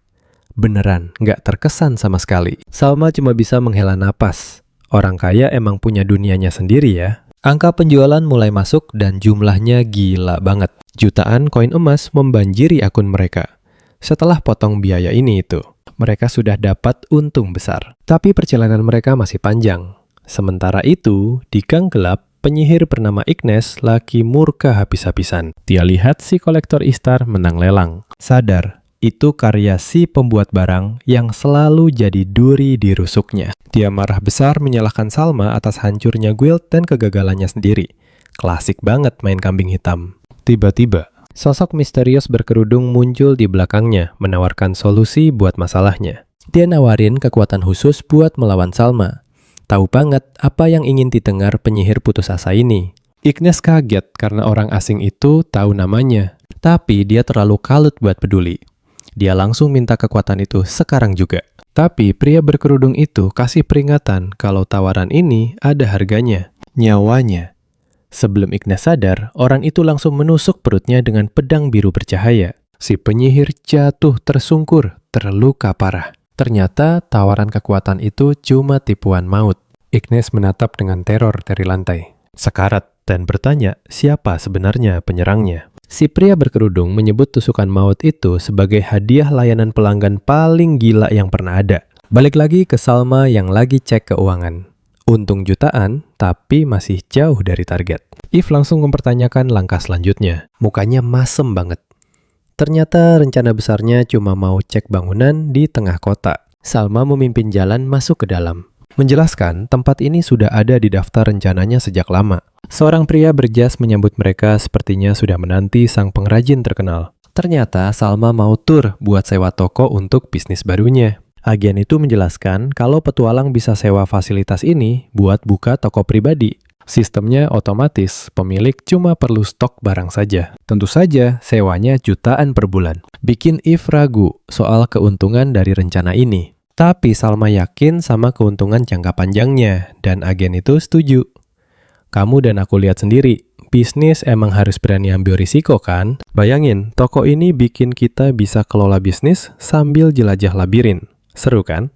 Tapi si Kica ngerasa ada yang aneh sama tawaran ini. Aura tempatnya beda banget. Dia langsung nunjukin kejanggalan yang paling jelas. Lokasi strategis kayak gini harusnya rame, bukan malah kosong ngelompong begini. Eve langsung nangkep agennya yang gemeteran. Keringat dinginnya bercucuran deras banget. Dia coba ngalihin pembicaraan dengan promosiin 3 lantai gedung yang super mewah. Pas ditanya soal apa minusnya, matanya mulai lirik sana-sini. Gelisah banget. Akhirnya dia ngaku, katanya ada rumor kalau tempat ini berhantu. Si Kica langsung panik bukan main. Sementara si agen terus ngeles itu cuma rumor. Si Kica mulai nyebutin rumor konyol itu, roh gentayangan. Sampai pelanggan yang hilang. Ya hal-hal lumrah buat properti sewaan. Sama malah nyengir, dia bilang pengen banget ketemu hantu soalnya. Dia kan pecinta horor sejati. Jadi ini kayak surga buat dia. Dia nganggap itu cuma monster atau prank pas si Kica lagi panik setengah mati. Terus dia ngaku dia emang berharap itu beneran hantu, bikin si Kica makin ngeri. Biar si Kica tenang. Dia bikin alat anti hantu kayak air suci dan jimat. Tiba-tiba ada cahaya biru muncul. Sosok roh muncul tepat di depan mata ini, jelas bukan sekedar rumor lagi. Ekspresi si Kica langsung hancur berantakan. Dari takut jadi trauma berat cuma dalam sekejap mata. Dia teriak hantunya di situ, tapi Sama malah bingung sendiri. Dia bilang dengan santainya kalau di situ nggak ada siapa-siapa. Jawabannya jelas nggak ngebantu situasi sama sekali kan. Si Kica kekeh hantunya nyata. Sama berusaha tenang sambil megang kupus rakitannya. If jelasin kalau banyak monster tipe hantu punya kemampuan buat menghilang. Dia nebak si Kica sebagai peri mungkin bisa lihat hal yang nggak kita lihat. Sama langsung nanya posisi hantunya di mana. Dia sadar penglihatan unik si Kica ini jadi satu-satunya petunjuk. Setelah panik luar biasa, si Kica akhirnya bisa buka suara meski terbata-bata. Dia bilang hantunya cuma berdiri di depan meja, diam aja. Rencana pun disusun. Sama mutusin buat bagi tugas dan sisir seluruh gedung dari gangguan. Strateginya simple banget nih. Pakai jimat biar kelihatan. Terus siram pakai air suci biar beres. Dia bahkan maksa agennya buat bantuin pakai alasan tanggung jawab publik. Tapi agennya ngaku dulu pernah gagal pas coba ngusir. Makanya harganya murah banget. Si Kica cuma bisa mematung beku. Gak bisa ngomong apa-apa sambil natap roh itu. Teori Sama cukup sederhana. Kalau itu monster tipe hantu, jimatnya harusnya bakal kasih reaksi kan? Dia pun memberanikan diri buat nunjukin kertas anti hantu ke pelanggan seram itu. Salah, bukan sekedar nunjukin doang. Dia nekat nyodorin tepat ke mukanya sekuat tenaga yang dia punya. Tapi jimatnya sama sekali nggak mempan. Ini jelas bukan monster biasa. Dia nekat, mikir itu mungkin ulah penyihir biar nggak terlalu takut-takut amat. Sementara itu, si hantu cuma natap tajam, sama sekali nggak keganggu sama jimatnya. Si Kica sadar hantu itu lagi natap sesuatu di balik meja dengan sangat intens. Dia terbang mendekat buat mengecek keadaan. Malah ketemu genangan energi hitam pekat di lantai, dan tangan bayangan langsung menyambar dirinya. Kasian banget. Peri ini benar-benar tidak siap, langsung terjebak dalam cengkraman tangan kegelapan itu. Dia ditarik paksa masuk ke lantai jimatnya, terlepas sia-sia saat tubuhnya diseret masuk. Dengan teriakan terakhir memanggil Salma, kegelapan benar-benar menelannya bulat-bulat. Di luar Sama dan agen itu cuma melihat jimat yang terjatuh. Sama sekali tidak sadar kalau Sika diculik. Terjebak di dimensi gelap. Sika sadar kalau mantra pelindungnya sama sekali tidak mempan. Ini bukan monster biasa atau hantu. Dia benar-benar bingung menghadapi apa sebenarnya ini. Kita bakal lihat sesuatu yang gila di sini. Jadi, coba tebak, siapa sebenarnya yang menculik Sika? Matanya membelalak ketakutan saat melihat sumber asli dari teror ini. Ternyata, sesosok makhluk menyeramkan mirip boneka berambut panjang sedang menahannya di kehampaan. Sementara di luar bangunan itu tetap diam membisu. Semakin jelas kalau tempat ini memang menyimpan sesuatu yang sangat salah. Sama akhirnya mulai paham. Dia bilang ke yang lain kalau Sika bukan tipe orang yang suka berbohong. Sama masih yakin ini cuma teka-teki logika. Jadi dia mau tes teori hantu itu duluan. Dia mendadak jadi galau gitu. Mengaku waktu kecil dia berharap ada hantu, tapi tidak ada satupun yang mau datang mengunjunginya. Melupakan masa lalunya, dia mengajak agen itu lanjut mencari dan memanggil Sika. Tapi pas dia menengok ke balik, meja Sika sudah hilang dan cuma menyisakan jimat yang tidak berguna. Sekarang perhatikan baik-baik bagian ini karena keadaan Sika di dimensi bayangan itu makin gawat. Dia panik setengah mati sadar ini bukan hantu dan dia melihat penculiknya, sosok porselen retak yang mengerikan. Makhluk ini ternyata Lampus. Monster roh yang memperlakukan Sika seperti mainan kunyah. Semuanya langsung nyambung di kepala Sika. Bantera anti hantu gagal total karena mereka salah bawa perlengkapan. Dia tahu kelemahannya adalah cahaya terang dari luar. Tapi sekarang dia terjebak di sini. Yang bisa dia lakukan cuma berdoa agar Salma segera sadar dan menyelamatkannya. Pikirannya kembali ke masa lalu mengungkap rahasia yang tidak pernah dia ceritakan ke siapapun. Dulu dia takut banget sama-sama. Bagi dia, Sama cuma cowok asing yang tiba-tiba tinggal di rumahnya karena orang tua mereka berteman. Dia masih terlalu kecil buat paham kalau orang tua Sama sudah meninggal. Jadi, dia cuma menganggapnya orang asing. Dalam pikiran anak kecil, rasanya rumah dan keluarganya sedang dirampas oleh orang asing ini. Lalu, dia ingat momen tersesat. Mengembara sendirian dalam ketakutan, di gang gelap menangis sejadi-jadinya. Dia sudah pasrah dan yakin banget bakal mati di sana. Sampai akhirnya Salma datang dengan napas terengah-engah dan senter di tangan karena sibuk mencarinya. Itu momen yang mengubah segalanya. Ingatan yang tidak akan pernah dia lupakan seumur hidup. Karena bagi si Kak Salma bukan cuma sekedar keluarga. Dia jauh lebih berharga dari itu. Perasaan yang begitu kuat itu meledak jadi cahaya emas menyilaukan, membuat penculiknya syok berat. Kamu lihat itu. Emosi murni yang meledak jadi cahaya, ini benar-benar mengubah situasi jadi makin panas. Cahaya itu membakar habis monster bayangan yang menahannya. Dengan keyakinan pada Salma yang bangkit kembali, dia sudah tidak takut lagi dan siap buat diselamatkan. Cahaya suci itu merobek tubuh Lampus saat dia terbang menuju jalan keluar sambil memanggil namanya. Dia meraih cahaya di ujung lorong itu. Kali ini bukan pertanda buruk. Dan Sika keluar dari kubus milik Salma langsung menabrak mukanya. Benar-benar akhir yang kocak buat sebuah penyelamatan. Setelah teror tadi, dia langsung memeluk cowok itu. Akhirnya aman juga. Genangan gelap di lantai itu mulai menguap perlahan. Bikin Salma lega, tapi si Kica jadi malu-malu. Kucing lucu banget. Tapi ingat di dimensi bayangan sana. Lampus yang murka bersumpah kalau urusannya belum selesai dengan mereka. Sayangnya, buat si monster kepalan emas raksasa menghantam wajahnya dari dunia nyata. Salma melepas ledakan cahaya dahsyat membanjiri dimensi gelap itu beserta monster di dalamnya. Dia memegang senjata suci buatan sendiri, bilang kalau monster itu salah target. Dengan satu perintah dingin untuk musnah. Lampus itu lenyap total. Agen tadi kaget, kok bisa Salma tahu identitas aslinya? Kita lihat nih, si cowok menjelaskan logikanya. Jimat anti penghuni gagal jadi monster roh seperti Lampus adalah tersangka berikutnya. Makanya, dia bikin senjata elemen cahaya buat menariknya keluar dan menghabisinya. Salma puas banget sama idenya, tapi Eve penasaran kenapa Lampus incar Cika. Teori dingin, Salma mungkin karena Cika lihat sesuatu yang tidak seharusnya dilihat. Si Kica ingat hantu pasif pertama yang dia temui, yang cuma melotot dari balik meja. Semuanya mulai masuk akal. Lampus itu menyerang pas dia mau selidiki roh asli tersebut. Rasa ngeri mulai menyelimuti dirinya sekarang. Ada dua entitas dan yang satunya masih ada di sini. Setelah Lampus sirna, roh pasif asli itu akhirnya muncul buat semua orang. Dia berbisik terima kasih sebelum larut dalam cahaya biru yang tenang. Si Kica ingat rumor lokal tentang petualang yang lenyap karena diserang hantu.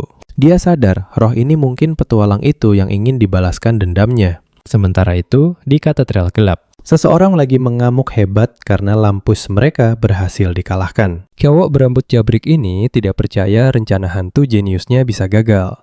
Pria berkerudung menatapnya, menertawakan rencananya yang dianggap sangat bodoh. Dia mengkritik plot rumit menggunakan roh buat serang Salma di rumah sewaan. Bosnya tanya, kenapa tidak langsung hajar Salma saja? Tapi anak buahnya bilang itu terlalu mencolok. Si bos menjelaskan tujuan aslinya bukan buat bunuh Salma, tapi bikin dia menderita dengan mengincar teman-temannya. Pria berambut putih ini kelihatan menikmati perannya jadi dalang kejahatan. Dia Diablo orang yang menusuk Ignis di awal kekacauan ini terjadi. Dua kaki tangannya ketakutan setengah mati karena bos datang tiba-tiba. Diablo memanggil mereka dengan nama. Penyihir Ignis dan Predator Hayato memastikan penyihir itu ternyata selamat. Dia mengingatkan siapa yang beri mereka kekuatan, jangan sampai gagal lagi. Ignis yang diturunkan pangkatnya memohon di lantai, tapi Diablo tidak peduli. Nah, penantang baru muncul di sini. Pria bersayap yang menyatakan gilirannya buat habisi Salma. Ini Predator Hayato, prajurit mirip Harpy yang percaya diri banget bakal menang. Lompat setengah bulan, kita balik ke rumah sewaan yang sudah bersih itu. Wah, bengkel Salma laris manis dengan antrean panjang, persis seperti rencananya. Bisnis sama gampang banget. Bikin barang jual, terus modalnya diputar lagi. Dia habis-habisan nurunin tabungan buat renovasi toko. Anggap aja itu investasi buat masa depan. Berkat viralnya toko itu. Sekarang tempatnya jadi tambang emas.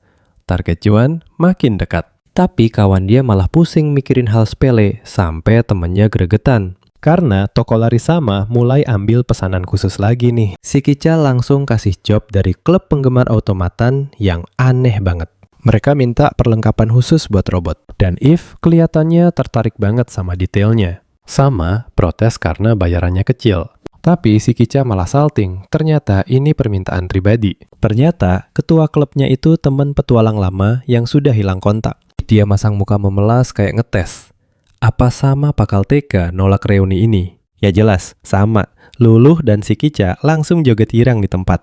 Sekarang kita bareng mereka pergi ke kafe buat nemuin klien misterius itu. Pas Sama ngedume soal fans robot yang aneh. Si Kica lihat temennya datang. Klien mereka suster peran bernama Violet yang memberi hormat. Violet langsung panik. Karena si Kica panggil nama aslinya, gagal deh pertemuan rahasianya. Si Kica bingung karena dia udah kasih tahu siapa dia. Tapi Violet malah ngira itu cuma candaan. Sama makin pusing sama reuni absurd ini, dia butuh penjelasan cepat. Suster-suster ini ternyata klub fans yang terobsesi banget sama Eve. Mereka beda desain Eve kayak karya seni cuekin yang lain. Rencana mereka cuma mau minta baju keren buat boneka sendiri. Sambil total ngelupain temen yang seharusnya ditemuin. Tiba-tiba langit gelap, ada sesuatu jatuh ke alun-alun dengan kecepatan gila. Sama baru mau nengok, langsung disergap dari atas. Ternyata itu predator Hayato. Preman bersayap yang dulu langsung nyambar Sama tanpa basa-basi. Dia nyeret Sama di aspal kayak bajak sawah. Bikin semua orang bengong lihat penculikan secepat kilat itu. Si burung gila ini bangga katanya, akhirnya Sama kena batunya. Dan Sama kenal suara itu. Ternyata si brengsek ini rela berubah jadi monster. Hayato ngaku dia buang kemanusiaannya cuma buat duel ulang. Bener-bener dendam kesumat. Dia melesat bawa Sama tinggi ke langit. Dia bawa Sama makin tinggi di atas kota. Siap kasih serangan pamungkas. Dia yakin jatuh dari sini bakal langsung mati. Dengan muka sombong dia lepasin Sama. Ngebiarin Sama jatuh bebas. Hayato pikir dia sudah menang.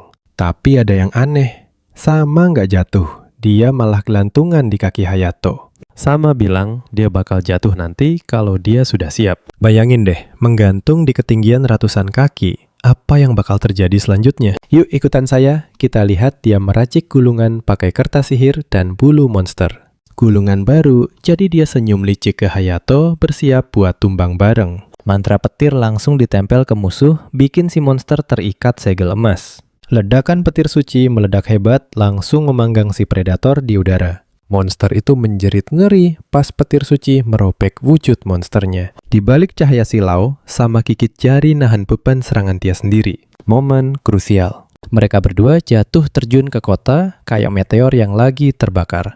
Hayato kasih ancaman, Sabah kabur dan ninggalin Sama gitu aja. Nah perhatikan ini. Sama malah tenang, sadar dia lagi jatuh bebas dan situasinya nggak lucu. Material flight grade tinggi abis, jadi dia harus putar otak buat improvisasi. Daripada jadi bubur di aspal, dia langsung keluarin kubus crafting andalan. Jatuhnya mendadak berhenti pas tangan raksasa menangkapnya di udara. Penyelamatnya ksatria berbaju zirah, lengkap sama teman penyihirnya.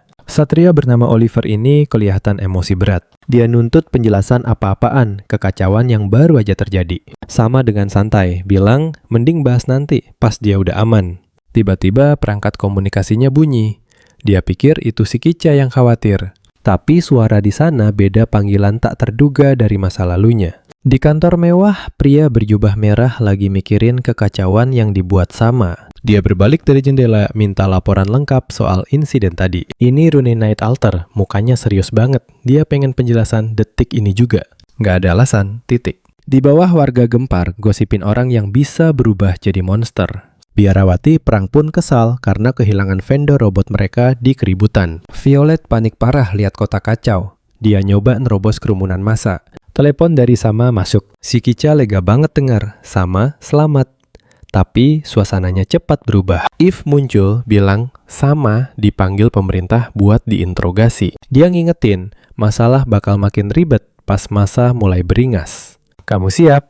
Sama akhirnya ketemu komandan yang manggil dia si Rune Night Alter. Sama berdiri di sana sama sekali nggak terintimidasi sama suasana kantor itu. Alter dengan seragam komandan agungnya. Tanya hal penting.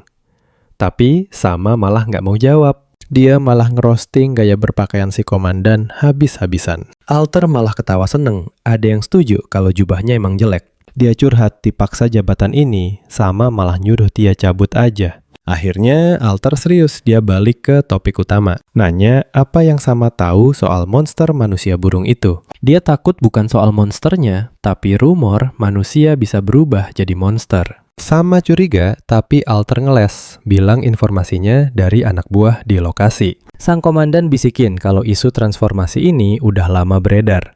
Dia juga ngeledek kalau Sama sendiri biang kerok dari rumor itu. Kita mulai dengan flashback saat dia nanya-nanya soal monster ke orang asing. Alter langsung pasang muka serius. Dia bilang kalau rahasia ini bocor, bakal kacau segalanya. Tiba-tiba Violet sama para biarawati perang langsung nyelonong masuk. Teriak-teriak soal keadaan darurat kakaknya Sika. Dia lari masuk bikin rapat rahasia penting pemerintah jadi berantakan total. Dia bilang semua toko bahan di kota lagi kena masalah besar. Toko bahan di kota ricuh. Semua orang teriak cari bahan langka. Kerumunan orang panik borong semua barang sampai raknya bersih total.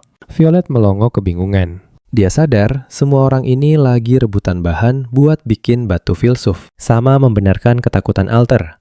Rumor soal monster dan obatnya sudah tersebar. Tapi Eve malah bingung. Kan cuma Salma yang bisa bikin batu itu aneh banget. Jadi bahan yang mereka kumpulin itu cuma jadi tumpukan batu mahal yang gak guna. Dia jelasin, ini cuma kepanikan massal. Orang-orang kehilangan akal sehat karena takut. Dia gambarin gimana egoisnya orang pengen amankan obat sekarang meski belum butuh. Ini bikin dia susah kalau bahan habis dia nggak bisa selamatkan si Kica. Untungnya ada ramuan kunci yang mahal banget. Jadi dia harap masih ada waktu. Tapi Eve ngitung angkanya. Dia peringatin kalau pendapatan mereka nggak bakal cukup buat ngejar para penimbun. Waktu terus berjalan. Salma mutusin buat balik ke toko dan nyusun rencana baru yang lebih mantep. Di bengkel dia sama Eve siap-siap. Dia kasih tahu asisten kecilnya soal rencana baru. Estimasi dia cuma sisa 1 bulan sebelum semua bahan itu lenyap selamanya. Eve langsung nanya apa rencana itu masuk akal buat dilakuin. Rencana Salma adalah bikin dan jual barang yang jauh lebih mahal. Dan dia udah punya target yang pas. Dia buka peta Phantom Labyrinth nunjukin strukturnya yang punya 3 lapisan. Biar untung gede, dia bilang mereka harus turun lebih dalam dari sebelumnya. Terus dia nunjuk target perunya. Lapisan bawah yang kacau dan berbahaya banget. Misha asisten Pixie-nya langsung panik. Bilang itu jalan pintas menuju maut. Misha minta nunggu restock. Tapi Salma bilang bisa makan waktu bertahun-tahun. Eve yang penasaran nanya ke Misha. Emang seburuk itu Misha cerita soal naga api dan racun neraka bagi level 700. Salma balas jarahan di sana, gila banget. Bisa bikin senjata seharga jutaan. Terus dia keceplosan bilang pernah kesana sama tim game lamanya. Misha langsung shock berat. Dia yakin teman-teman lama yang pro itu bakal bantu begitu tahu situasinya. Memang risiko gede yang selama ini dia hindari. Tapi kita tahu mereka kehabisan pilihan. Eve janji bakal lindungi tuannya. Akhirnya Misha terpaksa setuju buat ikutan misi bunuh diri ini. Tapi Eve ingetin sama sih, jadi dia janji nggak bakal nekat kalau bisa sih. Cek keuangan terakhir mereka masih kurang 83 juta. Gila banget situasinya. Beberapa hari kemudian mereka berdiri di depan gerbang raksasa yang perlahan terbuka lebar. Di dalam lift yang bergerak turun. Salma dan Eve ikut bersamanya sambil menggerutu karena tidak punya akses VIP ke lantai bawah. Mereka bertemu kelompok lain yang dipimpin ksatria berambut perak yang baru saja melatih para pemula. Ksatria itu bertanya pada Misha apakah dia pernah menjelajah lantai bawah, dan dia mengakui itu zona level tinggi, dengan ekspresi yang benar-benar datar. Pria itu menyuruhnya bersiap diri, yang sama sekali tidak menenangkan.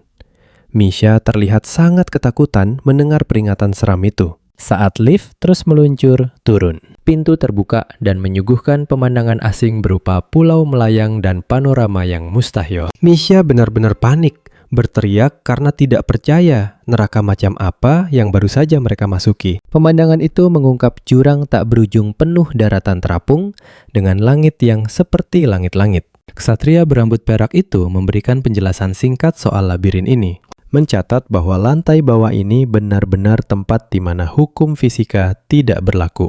Misha langsung mempertanyakan logikanya, karena tanpa kemampuan terbang, kita cuma terjebak di batu melayang. Wajahnya adalah potret sempurna seseorang yang baru sadar kalau dia telah membuat keputusan hidup yang fatal. Tapi sang ksatria malah melihat seekor ular raksasa terbang. Menyebut itu transportasi mereka dengan rasa percaya diri yang berlebihan. Pemanah di kelompoknya menembakkan panah bercahaya ke atas, mencoba mengaitkan mereka pada kendaraan itu. Panah itu menancap di monster tersebut. Karena ternyata bergelantungan di monster adalah sistem transportasi publik di sini.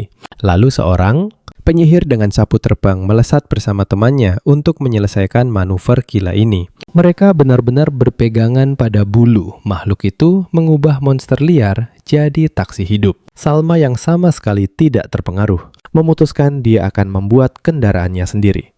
Terima kasih banyak. Dan dalam hitungan detik, dia merakit perahu bulu custom. Karena buat apa menumpang kalau bisa bikin sendiri? Sebelum berpisah, sang ksatria memberikan satu peringatan terakhir yang sangat tidak enak didengar. Dia mengungkap seorang pemain pembunuh terkenal bernama Diablo mulai berkeliaran di lantai bawah ini. Eve bertanya, monster jenis apa Diablo itu? Tapi Salma menjelaskan dengan muram bahwa dia bukan monster, dia manusia. Spesifiknya, dia pembunuh berantai yang memburu penjelajah lain hanya untuk kepuasan pribadi. Salma ingat psikopat dari game itu yang kini meningkatkan hobinya jadi pembunuhan di dunia nyata. Bahkan Misha tahu nama itu pemain veteran yang terkenal ahli memanipulasi sistem game untuk keuntungannya. Saat mereka terbang di bawah bayang-bayang makhluk raksasa, Eve setuju ini adalah perkembangan yang sangat merepotkan. Salma menambahkan daftar masalah monster yang bermutasi, krisis material, dan sekarang seorang pembunuh berantai yang berkeliaran bebas. Dia juga menyinggung transformasi predator Hayato, berharap bisa menemukan penyebab dari semua kekacauan ini. Tapi lamunannya terpotong saat naga air raksasa muncul dari awan tepat di jalur mereka. Perahu bulu baru mereka tidak bertahan 5 menit sebelum seekor wyvern raksasa memutuskan untuk menggigitnya. Salma langsung mengenali itu Wyvern Grandi karena tentu saja semesta mengirim bos level akhir setelah mereka. Saat mereka berputar jatuh ke pulau vulkanik Eve, dengan tenang bertanya apakah tuannya bisa menstabilkan pendaratan. Dia menjelaskan itu hanya solusi sementara karena monster itu akan menyerang lagi. Jadi mau tidak mau, mereka harus melakukan pendaratan darurat. Kendaraan buatan mereka mendarat dengan sangat tidak elit, menghantam daratan berbatu dengan dentuman yang dahsyat. Ajaib, mereka berdua kelihatan santai banget. Seolah-olah ini cuma bagian dari tur pemandangan.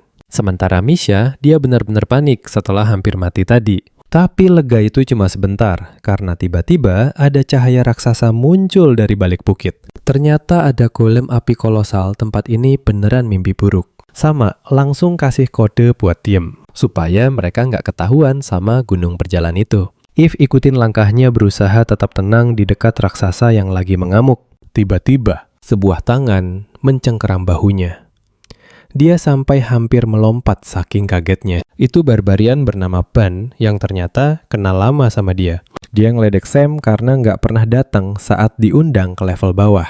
Sekarang malah muncul sendiri. Eve tanya, ini teman lamanya Sam, cuma jawab seadanya. Ban cerita kalau situasi jadi kacau gara-gara ada wyvern muncul yang bikin monster lokal jadi ikutan liar. Dia juga nanya soal rumor batu filsuf. Apakah orang-orang benar panik sampai borong bahan mahal? Ternyata, tiap tim penjelajah punya dana darurat besar buat krisis kayak gini. Mendengar itu, Sama sadar harus gerak cepat dan langsung keluarin kubus craftingnya. Dia bikin pedang legendaris Crimson Edge dan nawarin ke Ban buat dibeli. Ban kaget banget lihat kecepatan craftingnya. Sementara Sama cuma tersenyum percaya diri. Buat tes kapak barunya, barbarian itu menghantam tanah, bikin gelombang kecut yang gila banget. Ban jatuh hati, dia pengen beli, tapi bahan Sama sudah habis total. Temennya kasih tahu satu masalah nyata. Jualan di sini susah karena semua orang sudah punya perlengkapan dewa.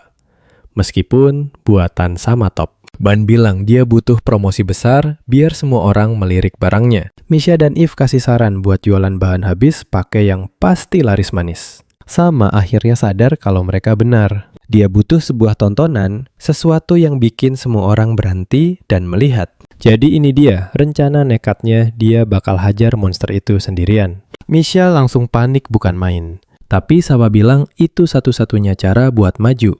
Sambil salah panggil nama, jadi Shika. Strategi marketingnya adalah demo tarung langsung, mirip cara guild lamanya dulu. Ban setuju banget. Dia bilang, orang yang suka pamer kayak Sama, cocok banget buat demo kekuatan gearnya. Dia bahkan nawarin bantuan cari bahan biar nggak cuma nonton. Sama pun setuju. Rencana sudah matang, dia pasang workshop portable-nya ke tanah. Dengan senyum penuh percaya diri, toko pop-up level bawah resmi dibuka. Nah, mari kita lihat. Dua penjelajah lagi memantau monster level tinggi tanaman raksasa yang seram. Mereka sadar tanaman itu sudah mekar, siap nyemburin efek status yang menyebalkan. Mereka debat mau nekat lawan kabur, atau cari healer level tinggi buat jagain mereka selama pertarungan. Oke, coba lihat ini. Sama, meluncur turun dari tebing, seolah dia pemilik tempat ini. Mereka cuma bisa melongo melihat dia melakukan parkur di bebatuan terjal. Dia langsung mengincar monster itu dengan aura hijau yang membara buat tembuka yang gila. Demo langsung dimulai dengan Sama membelah tentakel raksasa itu jadi dua. Tangannya bersinar saat dia mencengkeram pedang besarnya siap buat serangan pamungkas. Pedang itu memancarkan kekuatan murni sementara monster itu menatapnya dengan ngeri. Tapi monster ini nggak mau kalah gitu aja. Dia mengayunkan tanaman merambat raksasanya buat serangan balik cepat. Jadi jagoan kita melepaskan ledakan energi yang menyilaukan dan membelah kepala makhluk itu. Dua orang yang menonton itu syok berat karena Crafter dilarang sekuat itu. Saat bangkai monster itu terbakar habis. Mereka masih bingung gimana caranya dia menghabisi monster boss cuma sekali pukul. Mereka langsung lari menghampiri. Nanya gimana kelas support bisa melakukan aksi setara main tank. Sama cuma nyengir licik dan bilang dia pakai barang hasil crafting. Simpel kan? Dia langsung jualan menjelaskan ramuan buff dan shawl pelindung status yang dia pakai. Lalu dia pamer gelang dan pergelangan kaki yang memberinya tenaga fisik buat bertarung. Akhirnya dia menunjukkan bintang utamanya. Pedang yang baru saja mengubah monster itu jadi kayu bakar. Para petualang ini langsung kepincut. Sadar kalau gear Sama jauh lebih gigi. Harganya gila, pedang itu saja 1 juta, ditambah aksesoris, totalnya makin mahal. Setelah ditambah ramuan kualitas tinggi, totalnya mencapai 2 juta gold. Sama melambai pada pelanggan yang puas banget. Penjualan perdana yang sukses besar. Tapi begitu mereka pergi, dia menghela napas panjang tanda lega. Ternyata pakai semua buff itu bikin tubuh lemahnya kelelahan luar biasa. Dia sadar omongan Ban itu benar.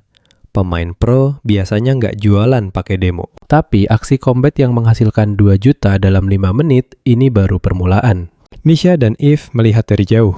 Misha kelihatan sangat cemas sama kakaknya. Sekarang jagoan kita mulai aksi jualan brutal. Dia menahan serangan monster buat pamer ketahanan perisai buatannya. Aksi nekat itu langsung menghasilkan 1,9 juta gold dari pembeli yang terpukau. Buat trik berikutnya, dia melesat melewati sekumpulan manusia serigala buat pamer sepatu kecepatan.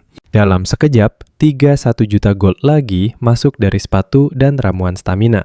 Gila banget. Terus dia demo linggis tambang dan nggak sengaja membangunkan iblis kuno dari bawah tanah. Bahkan, bencana itu pun jadi cuan. Dia menjual linggis dan peninggalan kuno itu seharga 28 juta gold. Akhirnya dia selesai membuat tumpukan gulungan sihir tingkat tinggi. Hasilnya memuaskan.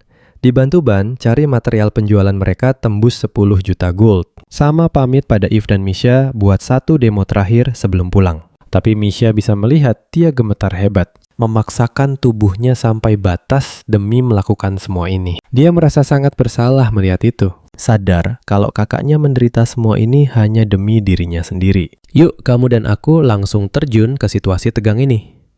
Eve tegas bilang ke Misha. Menyelamatkanmu itu keharusan, bukan pilihan. Dia menatap Pixie yang bingung. Jangan, minta maaf. Itu bukan hal yang perlu. Tuan mereka dengar sekarang. Cukup ucapkan terima kasih, itu yang benar-benar bakal menyentuh hatinya. Misha sadar sepenuhnya mereka sepakat buat dukung tuannya yang ceroboh itu.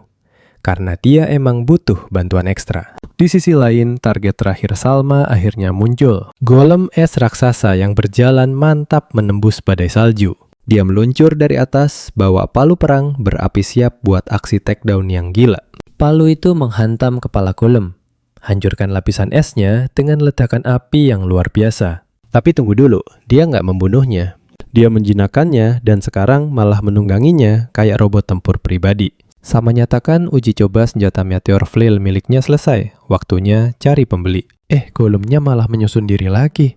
Jelas demonya belum benar-benar berakhir. Sama kaget bukan main, apalagi buff itemnya mulai habis. Monster es itu menjulang tinggi, siap melayangkan tinju yang bisa meratakan gunung. Dan di saat yang paling gawat ini, dia sadar semua buff peningkat statusnya sudah hilang semua. Sebelum bisa menghindar tinju kristal raksasa itu meluncur tepat ke wajahnya.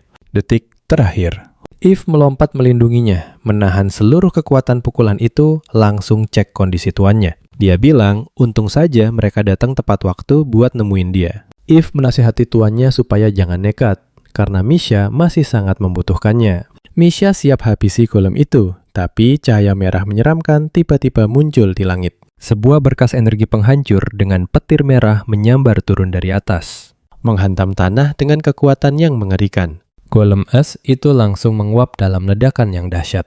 Kekuatan ledakannya bikin mereka semua terlempar benar-benar tidak siap. Misha terpaku menatap kawah yang panas membara, mengakui dia benar-benar mengira tadi bakal mati. Mereka terbelalak melihat ladang salju lenyap.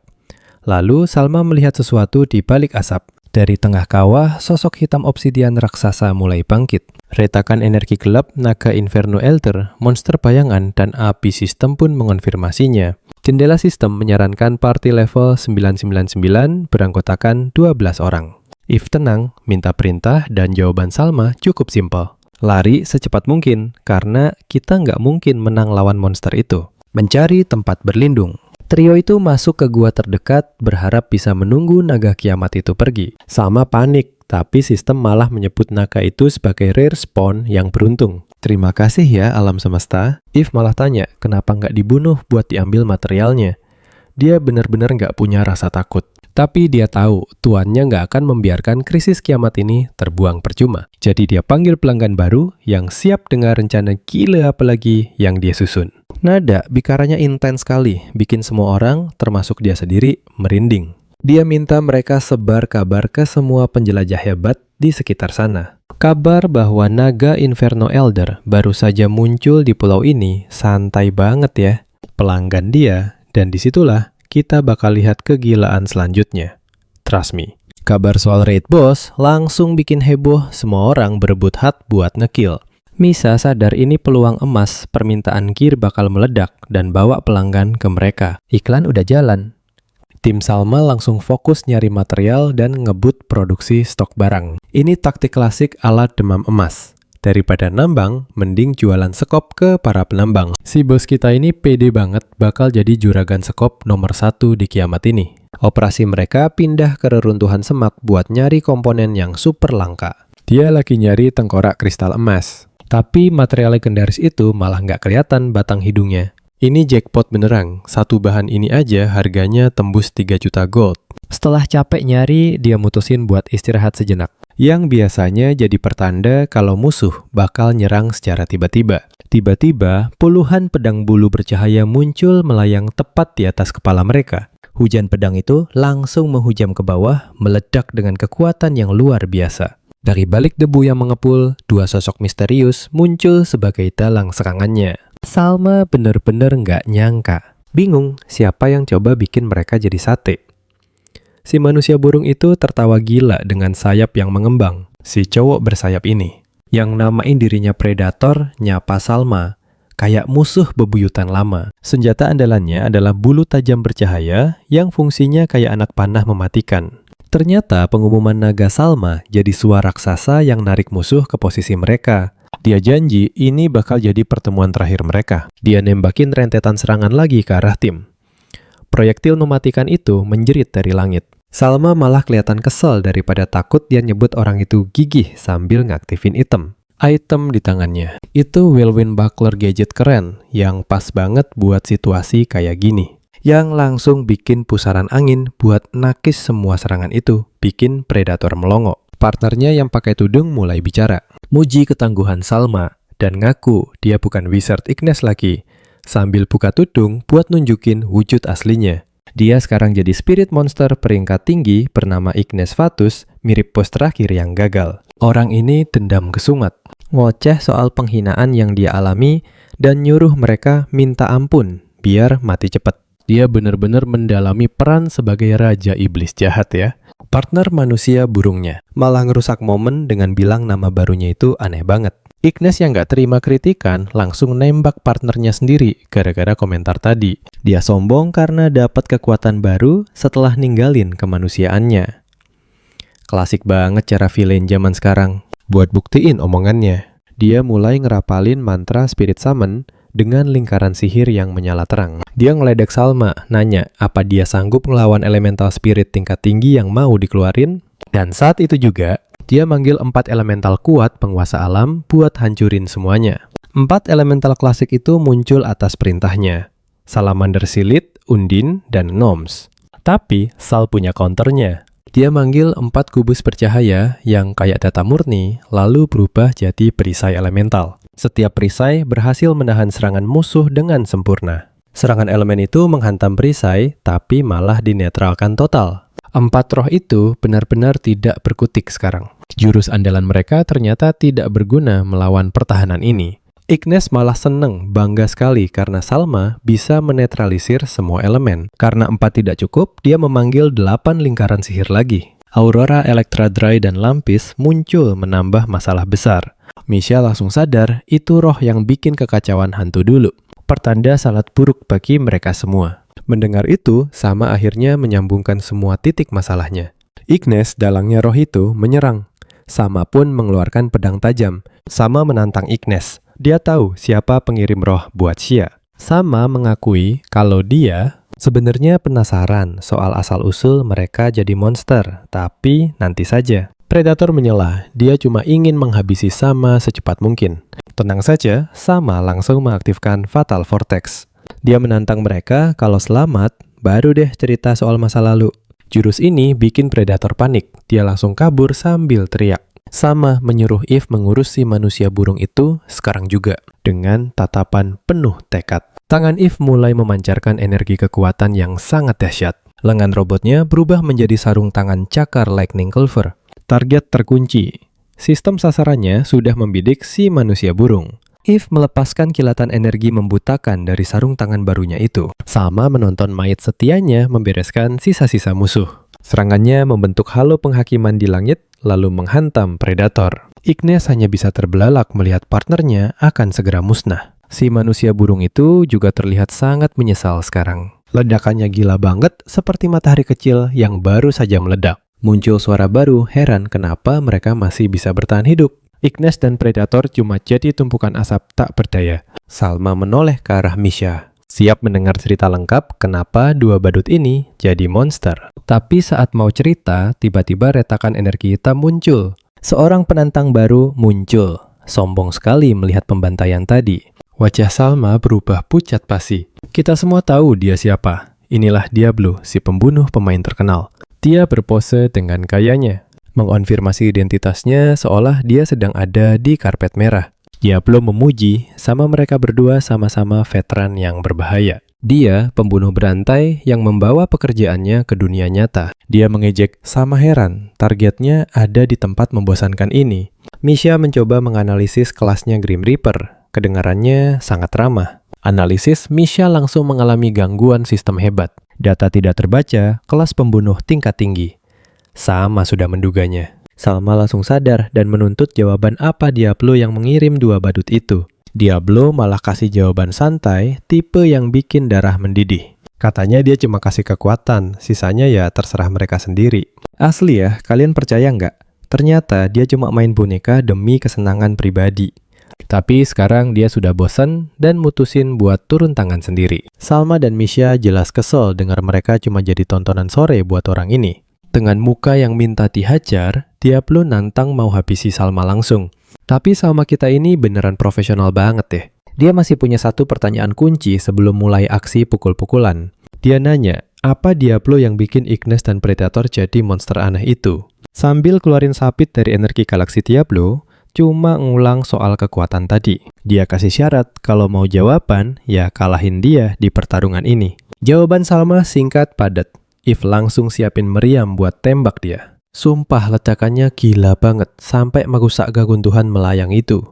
Jangan ketip, karena ini bakal makin panas. Diablo tetap tenang, bahkan sempat-sempatnya ngenalin serangan itu sebagai lightning call. Dia sombong banget katanya, dia tahu persis durasi pengisian dayanya. Dengan entengnya dia menghindar, seolah serangan itu nggak ada artinya. Dia malah nangkis pedang cambuk Salma sambil kasih kritik soal teknik bertarung. Bener-bener nyebelin ya Salma, kelihatan makin marah besar. Jelas dia nggak butuh pelajaran bela diri dari seorang pembunuh sadis. Diablo bosan main-main.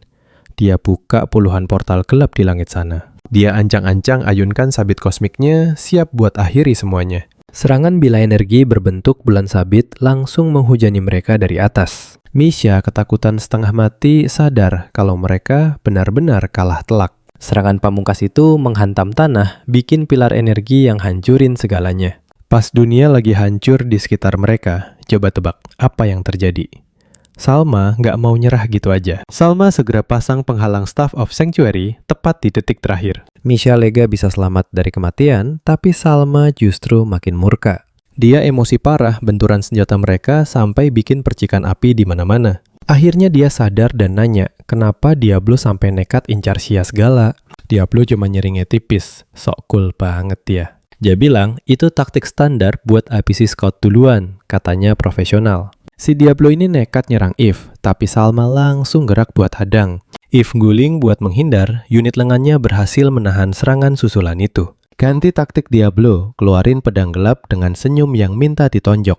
Dia lempar pedang itu dengan akurasi gila, bikin Eve harus menghindar mati-matian. Salma sadar serangan gede tadi cuma tipuan buat sembunyiin proyektil mematikan. Salma ngerasa ini jadi jalan buntu.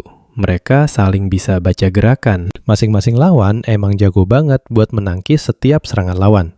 Diablo di atas sana ngerasa seru, tapi dia mau akhiri imbang dengan mainan baru. Salma bingung. Itu belati apa?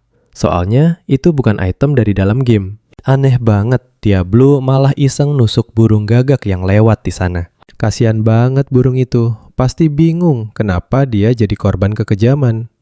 Pas jatuh, burung itu malah mutasi, berubah jadi monster griffin raksasa. Itu griffin langsung nerjang Salma, tapi kalian tahu, Salma langsung kasih bogem mentah ke paruhnya. Wild banget kan? Dia memegang kubus aneh itu dan sadar, belati itulah yang mengubah Xia jadi monster. Pelakunya terungkap. Belati biru menyala yang jelas-jelas sumber masalah utama. Trik belati Diablo memanggil cacing raksasa dari tanah untuk mengalihkan perhatian Salma. Dia nyaris saja terkena sapuan ekor monster itu. Jelas sekali kemunculan cacing raksasa ini tidak ada dalam rencananya. Salma menggeram sadar, taktik lawannya cuma melempar monster sampai ada yang menang. Nah, lihat itu. Belati biru itu tergeletak begitu saja, tampak tidak bersalah setelah memicu kekacauan. Dari atas pohon Diablo menjelaskan karena mereka setara. Ini semua soal kartu as. Dia mengejek Salma karena tidak punya senjata rahasia. Tepat saat Eve melompat untuk serangan kejutan dari belakang, dia mendaratkan tendangan ke kepala Diablo, yang berhasil ditangkis sabitnya. Misha panik di pinggir. Dia sadar Eve nekat melawan musuh sekuat itu sendirian. Tapi Eve tidak peduli. Dia menolak mundur dan terus membidik meriamnya. Dia menegaskan kesetiaannya hanya untuk sang adik. Kalau tuannya ingin sama selamat, itulah satu-satunya misi Eve. Dedikasi itulah alasan dia berani melawan sang malaikat maut sendirian. Diablo si tukang drama malah bertepuk tangan mengejek pidatonya. Dasar menyebalkan. Muak dengan ocehannya, Eve meningkatkan tenaga gauntletnya untuk membungkam dia. Diablo mengayunkan sabit, tapi Eve menahannya dengan tangan berlapis tenaga. Salma dan Misha hanya bisa terpaku ngeri melihat pelayan mereka melawan pembunuh kejam. Eve mengaku sudah membaca gerakan itu dan Diablo pun terkejut. Dia benar-benar bengong, menggerutu. Seharusnya sistem Eve mati karena serangannya tadi. Eve membalas dengan sindiran. Memberi petunjuk ada rahasia besar tentang dirinya yang belum dia tahu. Ternyata dia boss raid yang hilang ingatan.